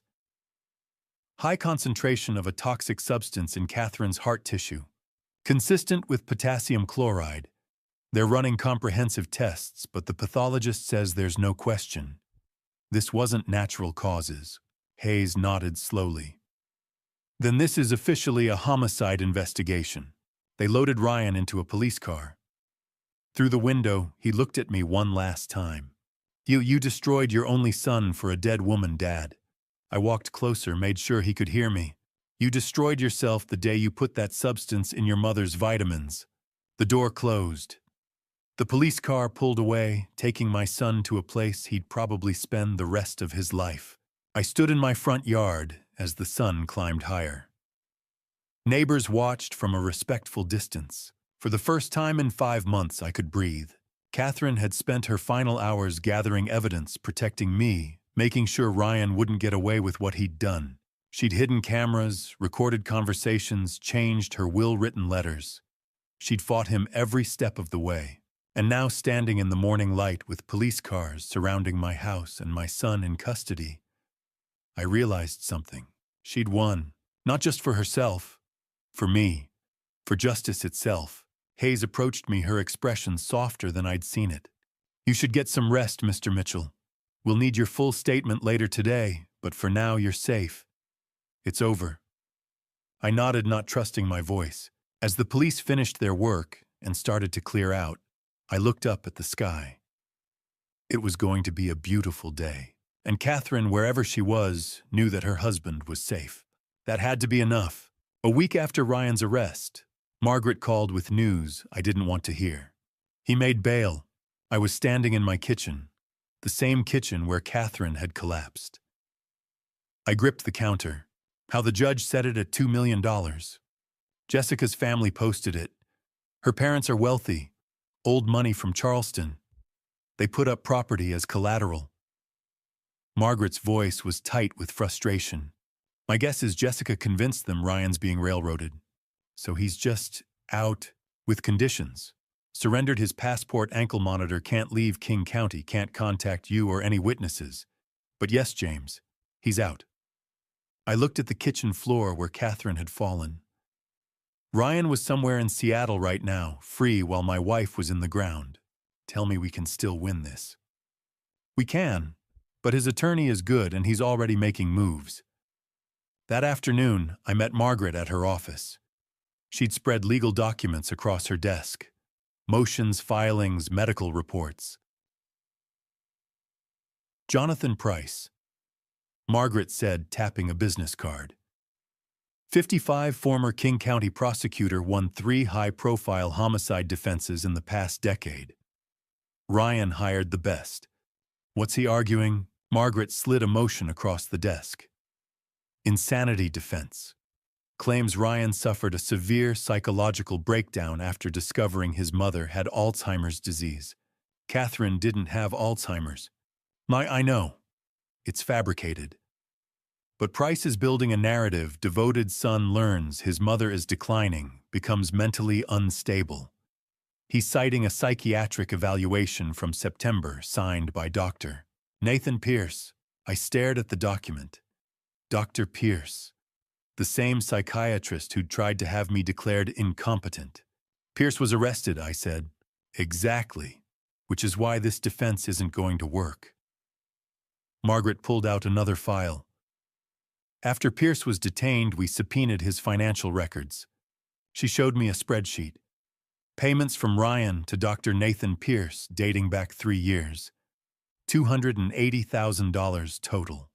9 psychiatric evaluations, Margaret said. 9 separate reports over 3 years, all documenting Ryan's supposed mental health struggles. All fake. All purchased. He was building an insanity defense for 3 years. He was building insurance. Ryan knew if he ever got caught doing something criminal, he'd need a paper trail showing mental illness. So he paid Pierce to create one. I sat back. That's not insanity. That's premeditation. Exactly. And that's what I'll argue when this goes to trial. A truly mentally ill person doesn't spend 3 years and $280,000 manufacturing evidence of their own insanity. That's what a calculating criminal does. Margaret pulled out more documents. There's more. Thomas Reed kept digging. Found an offshore account in the Cayman Islands. Ryan transferred $150,000 from your family trust to that account. He was hiding money, James. Planning long-term. Planning to eliminate you and Catherine and disappear. She spread out 5 more documents, each stamped with the King County Prosecutor's Office seal. Amanda Morrison is the prosecutor. She's filed formal charges, 5 counts. Margaret read them aloud. Count 1, homicide in the 1st degree. Life without possibility of parole. Count 2, attempted conspiracy to cause harm. 25 years. Count 3, embezzlement. 20 years. Count 4, insurance fraud. 15 years. Count 5, criminal conspiracy. 20 years. She set the documents down. If convicted on all counts, Ryan will spend the rest of his life in prison. What are his chances? Margaret didn't sugarcoat it. With the evidence we have low, we have video of him tampering with Catherine's vitamins. We have his voice discussing potassium chloride. We have Catherine's letter and voice memo. We have the exhumation results. We have Marcus Cole's recordings. We have the fake insurance policy, the fake psychiatric reports, the offshore accounts. She leaned forward. Jonathan Price is good, but he's not a magician. Ryan doesn't have a mental illness. He has a gambling wife, a mountain of debt, and a willingness to take his own parents' lives to solve his financial problems. When's the trial? Amanda's pushing for early December. Jury selection will probably start the 1st week, less than a month away. What do you need from me? Testimony. You'll be our key witness. Amanda will walk you through finding the glasses, the videos, Catherine's letter, the confrontation with Ryan. She'll need you to be clear, calm, and credible. I nodded, but my hands were shaking. James. Margaret's voice softened. Are you ready for this? Ready to sit in a courtroom and testify against your son? I thought about Catherine's letter, about how she'd spent her final hours protecting me, about how she'd gathered evidence knowing she might not survive to see justice done. I'm ready. That evening, a letter arrived at my house, hand-delivered by someone from Ryan's defense team. My name on the envelope in Ryan's handwriting. I almost threw it away, but I opened it. Dad, I'm sorry. I know those words aren't enough. I was desperate. Jessica's debt was crushing me. I never meant for things to go this far. I never wanted to hurt Mom. I never wanted to hurt you. Please, Dad, drop the charges. Talk to the prosecutor. Tell them you don't want to pursue this. I'm still your son. I made mistakes. Terrible mistakes. But I can change. I can get help. Please don't let them put me in prison for the rest of my life. Please don't throw away your only son. I love you, Dad. Ryan. I read it twice. Looked for the son I'd raised somewhere in those words. Looked for genuine remorse. All I found was manipulation. He wasn't sorry he'd taken Catherine's life. He was sorry he'd been caught. I tore the letter in half, then in half again, dropped the pieces in the trash. Margaret had asked if I was ready to testify against my son. I was, because the man who wrote that letter wasn't my son anymore. The trial would start in 3 weeks, and when it did, I'd make sure Catherine's voice was heard. Every word she'd recorded, every piece of evidence she'd gathered, every truth she'd fought to preserve. Ryan wanted mercy, but justice for Catherine mattered more. November 4th arrived cold and gray, the kind of Seattle morning where the rain held off, but the sky promised it wouldn't wait long. Margaret and I walked up the steps of the King County Superior Court together. Camera crews lined the sidewalk. This had become a media story. I kept my head down, let Margaret run interference with the reporters shouting questions. Inside the courthouse was all marble and echoes. We went through security, took the elevator to the 4th floor. Courtroom 4C. The Honorable Patricia Holloway presiding. Judge Holloway sat at the bench reviewing documents while the courtroom filled. 60 years old, gray hair pulled back in a severe bun, the kind of judge who didn't tolerate nonsense. Ryan was already there with Jonathan Price sitting at the defense table. He wore a dark suit, white shirt, conservative tie. His ankle monitor was hidden under his slacks. He glanced back when I entered. Our eyes met for half a second. Then he looked away. The jury box filled. 12 people selected over 2 days. 7 women, 5 men. A retired teacher, a software engineer, a nurse, an accountant. 12 strangers who would decide my son's fate. Judge Holloway called the court to order at 9 a.m. sharp. The People versus Ryan Thomas Mitchell. Counsel, are you ready to proceed with opening statements? Amanda Morrison stood. She'd worn navy blue today, her dark hair pulled back. Professional, serious, prepared. Your Honor, the people are ready. Amanda walked to the jury box, made eye contact with each juror before she began. This is a case about greed, about betrayal, about premeditation. Ryan Mitchell didn't just take his mother's life. He planned it for months, purchased the substance, tampered with her vitamins, watched her collapse on her kitchen floor and waited 12 minutes before calling for help. Her voice was measured, factual, devastating. But he didn't stop there. Ryan Mitchell also planned his father's end. Hired a professional, forged life insurance documents, attempted to have his father declared mentally incompetent so he could seize control of a $3.2 million estate. She let that number hang in the air. Over the next week, you'll hear from James Mitchell. You'll see video evidence of Ryan tampering with his mother's vitamins. You'll hear Catherine Mitchell's voice in a recording made hours before she passed. warning her husband that their son was planning to take both their lives. You'll hear forensic evidence proving Catherine didn't have a natural passing. Amanda returned to the prosecution table. You'll also hear from Dr. Nathan Pierce, a psychiatrist who accepted $280,000 from Ryan Mitchell over 3 years to manufacture fake psychiatric reports. Reports designed to create an insanity defense if Ryan ever got caught. Because that's what calculated criminals do. They plan for contingencies. She looked at Ryan. Ryan Mitchell is 39 years old, a licensed attorney, an intelligent man who knew exactly what he was doing. This isn't a tragedy of mental illness. This is a story of greed and violence, and at the end of this trial, we will ask you to hold Ryan Mitchell accountable. She sat down. The courtroom was silent. Jonathan Price rose. He'd dressed more casually, gray suit, no tie. He smiled sadly at the jury. Ladies and gentlemen, what you're about to hear is indeed a tragedy.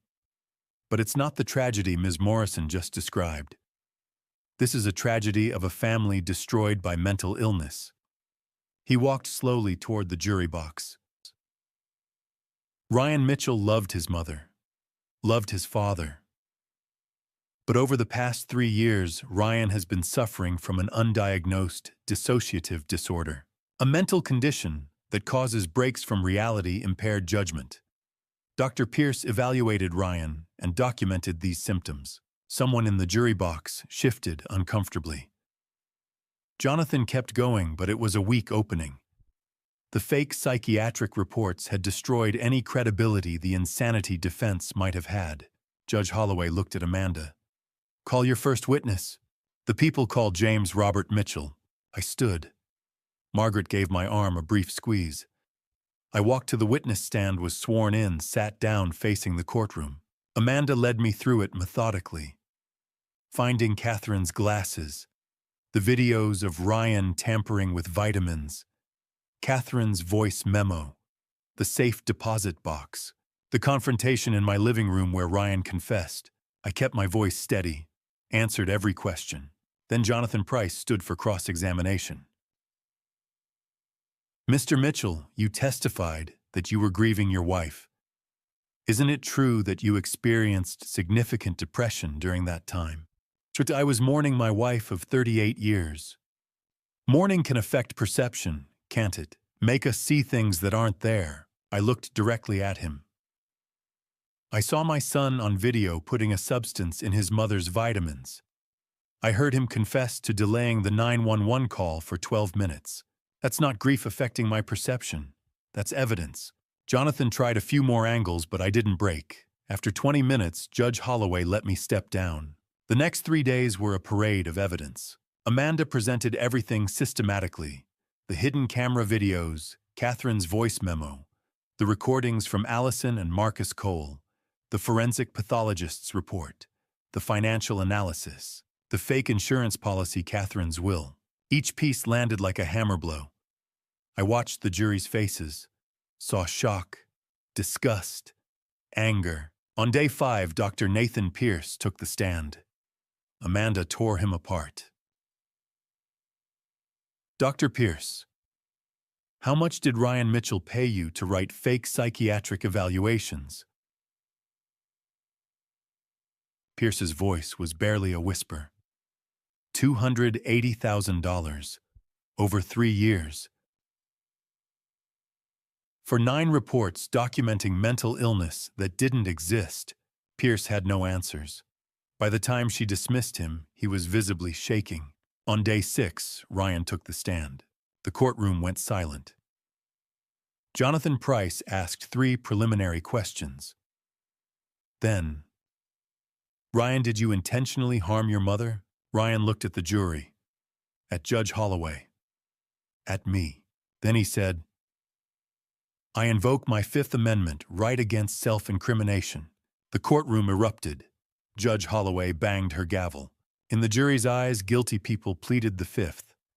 Innocent people defended themselves. Closing arguments took another day. Then it was over. The jury filed out to deliberate. Hours passed. Finally, at 4:30 in the afternoon, the bailiff announced they had a verdict. We filed back into the courtroom. The jury returned. I couldn't read their faces. Judge Holloway looked at the foreperson. "Has the jury reached a verdict?" "We have, Your Honor." My heart was pounding. The foreperson stood and began to read. I thought I was prepared for the verdict. I wasn't. 4 days had passed since I sat in that witness box. 4 days since I'd answered Amanda Morrison's questions about the glasses, the videos, the voice memo. 4 days since I'd watched Ryan invoke his Fifth Amendment right and refuse to testify. Now, on the morning of November 8th, I stood outside courtroom 4C with Margaret Thornton waiting for the jury to return. They'd been deliberating for 9 hours. Margaret checked her phone for the third time in 5 minutes. "Juries that deliberate this long usually mean one of two things," she said quietly. "Either they're deadlocked or they're being very, very thorough."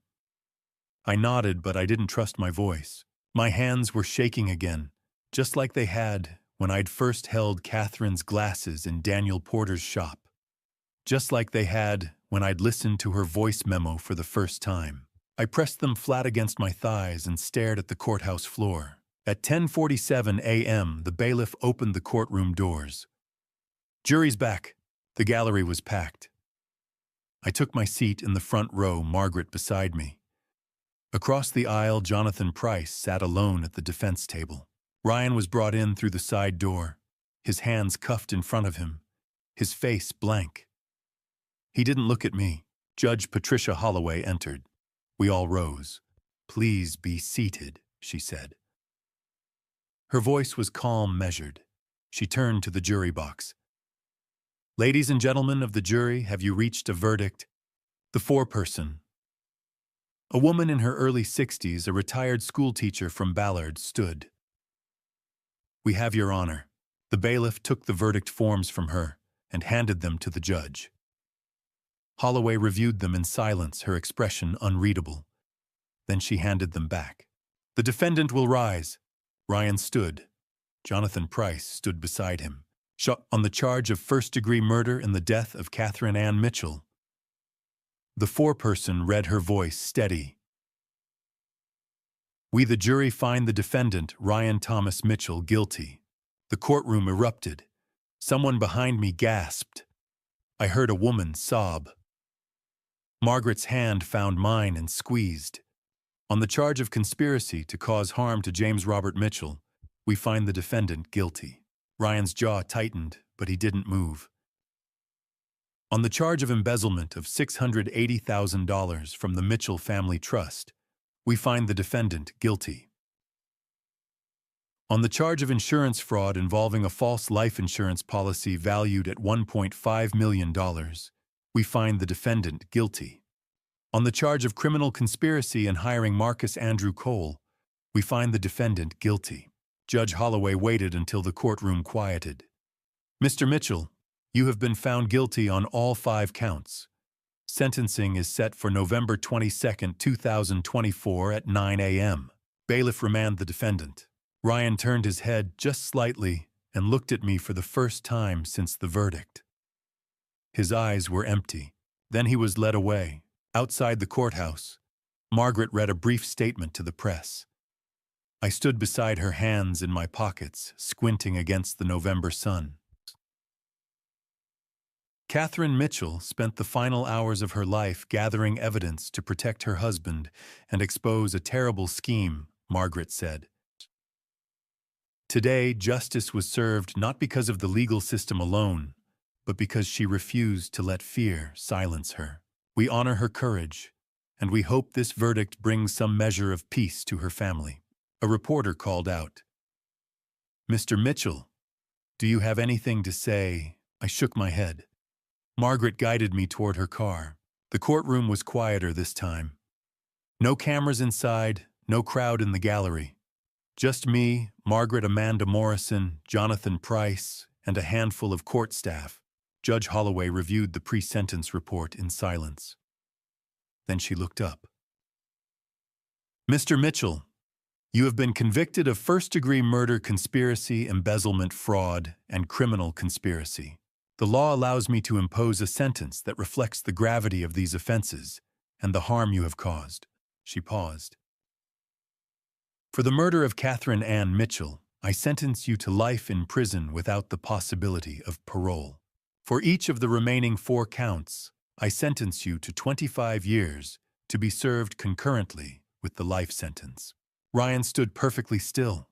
"Do you wish to make a statement?" the judge asked. He shook his head. "Then this court is adjourned." The visitation room smelled like disinfectant and stale coffee. I sat on a metal stool, staring at the plexiglass partition, waiting. A guard led Ryan to the opposite side. He picked up the telephone handset. I picked up mine. For a long moment, neither of us spoke. "None of you came," he said finally. I came to say goodbye," I replied. He looked older, thinner. His prison jumpsuit hung loose on his shoulders. "I didn't mean for it to go this far," he said. I needed the money. Jessica's family, the casino, the debt, it was crushing us. And Mom found out. She was going to cut me off Dad. I panicked. "You put a harmful substance in her vitamins," I said quietly. "You watched her collapse. You waited 12 minutes before calling for help." His eyes flickered. "I know, and you plan to do the same to me." He didn't answer. I set the phone down on the counter, stood up, and walked toward the exit. "Dad," I didn't look back. I drove home in silence. In my rearview mirror, the barbed wire fence of the penitentiary grew smaller and smaller until it disappeared. I didn't cry. Catherine had fought for the facts in her final hours. She'd left me a map, a warning, a will. She'd made sure I wouldn't become the next name on Ryan's list, and now justice was done. The apartment was quiet in a way the old house never was. I sat in the corner armchair of my new place in Capitol Hill, a 1-bedroom unit on the 6th floor with a view of Puget Sound. It was December 2024, 6 weeks since the sentencing, 8 months since I'd found Catherine's glasses with the broken hinge. The rain tapped softly against the window, and for the first time in over a year, I didn't feel the walls closing in. Margaret had helped me find this place. "You need a fresh start, James," she'd said. "Somewhere Catherine's memory can rest without haunting you." She was right. I couldn't live in that house anymore. Not in the kitchen where Catherine had collapsed. Not in the bedroom where we'd shared 38 years of mornings. So I'd packed what mattered: a few photographs, her favorite books, the wooden box, where she kept her gardening gloves. Everything else I donated. The apartment was small, clean, and faced east. Every morning the sun rose over the water, and I made coffee and watched the ferries cross the Sound. It wasn't the life I'd planned, but it was a life I could live. Margaret called me on a Tuesday afternoon in March 2025. "James, I need to tell you something," she said. Her voice was careful, the way it always was when she had bad news. "What is it?" "It's Jessica. She had a severe reaction to medication at Evergreen Rehabilitation Center last week. She's alive, but the doctors say the brain damage is permanent. Short-term memory loss, cognitive impairment. She'll need lifelong medical care." I closed my eyes. I should have felt something: anger, pity, satisfaction. But all I felt was a dull, hollow sadness. "Her family is arranging long-term care," Margaret continued. "They asked if you'd be willing to visit." "No," I said quietly. "Surprise?" She helped him plan it, Margaret. She knew what Ryan was going to do, and she said nothing. I'm not going to sit by her bedside and pretend that didn't happen. Margaret was silent for a moment. "I understand." After we hung up, I stood by the window for a long time watching the rain. Jessica would spend the rest of her life in a fog, unable to remember what she'd done or why, and I would spend the rest of mine trying to forget. On a bright Thursday morning in May, I drove to the offices of Patterson and Marks in Pioneer Square.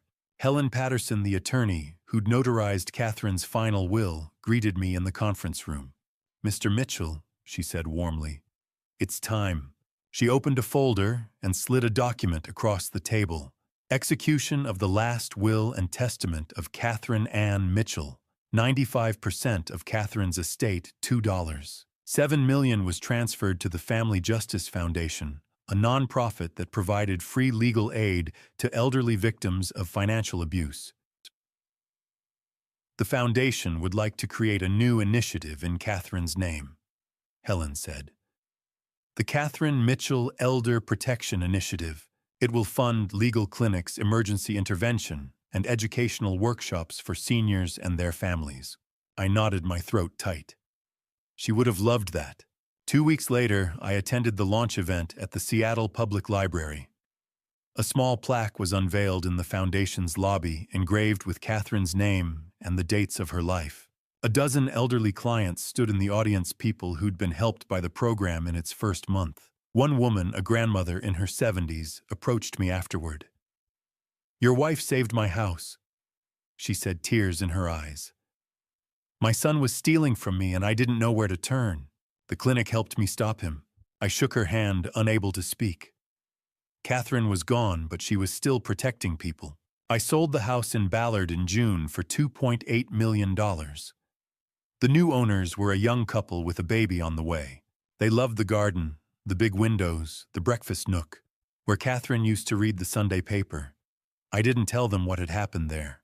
With the proceeds, I bought my Capitol Hill apartment outright and donated a portion to the Catherine Mitchell Initiative. I also started volunteering 2 days a week at the Seattle Elder Rights Clinic, a legal aid office that helped seniors navigate fraud, abuse, and exploitation. I wasn't a lawyer, but I could listen. I could sit with frightened men and women who'd been betrayed by their own children, and I could tell them, "You're not alone. You can survive this." It didn't erase what Ryan had done, but it gave me a reason to get out of bed. On a Saturday morning in July, a letter arrived from Washington State Penitentiary. It was the third one Ryan had sent. I didn't open it. I wrote "Return to Sender" across the envelope and dropped it in the mailbox. Then I drove to Evergreen Cemetery. Catherine's grave was in a quiet corner beneath a maple tree. The headstone was simple, elegant: Catherine Ann Mitchell, 1962 to 2024, beloved wife, protector, light. I knelt in the grass and placed a bouquet of white roses by the stone. "Hey, love," I whispered. "It's been a while. You saved me, you know. You left me everything I needed to survive. And now I'm going to help other people. The way you helped me." I stayed for a long time, just sitting in the grass, feeling the sun on my face. That afternoon, I walked to Volunteer Park and sat on a bench overlooking the reservoir. A couple in their 70s strolled past, holding hands. The woman laughed at something her husband said, and he kissed her forehead. I smiled, really smiled, for the first time in a year. I pulled out my phone and scrolled to a photo I'd saved Catherine in our garden, her hands covered in dirt, her face bright with joy. I set it as my wallpaper. I didn't need justice anymore. I needed to live. For her. So here I am, sitting in my Capitol Hill apartment, looking at Catherine's photo on my phone screen. If you're listening to this family story, let me leave you with something I wish someone had told me years ago. Pay attention. Pay attention to the people you love, especially when they're silent. Catherine tried to protect me alone because she thought I couldn't handle the weight. I wish I'd seen her fear before it was too late. God gives us instincts for a reason. When something feels wrong in your family story, don't ignore it. Don't wait for proof. Talk. Ask. Listen. This dad revenge tale isn't one I'm proud of. I didn't plan it. I didn't want it. But when your child crosses a line you never imagined they'd approach, you're left with an impossible choice: protect yourself or protect the lie. I chose survival. Some call that dad revenge. I call it staying alive long enough to honor the woman who saved me. Don't become me. Don't let silence poison your home. Don't assume your family story is safe just because everyone's smiling. Ryan smiled at Catherine's funeral while planning my end. Love your children, but keep your eyes open. If this dad revenge journey resonates with you, or if you've faced betrayal in your own family story, share your thoughts below. Subscribe if you want more accounts like this one. Your support means everything. Thank you for walking this difficult path with me to the end. Disclaimer. This narrative contains fictionalized elements created for educational reflection. If the themes are uncomfortable, please select content better suited to your preferences.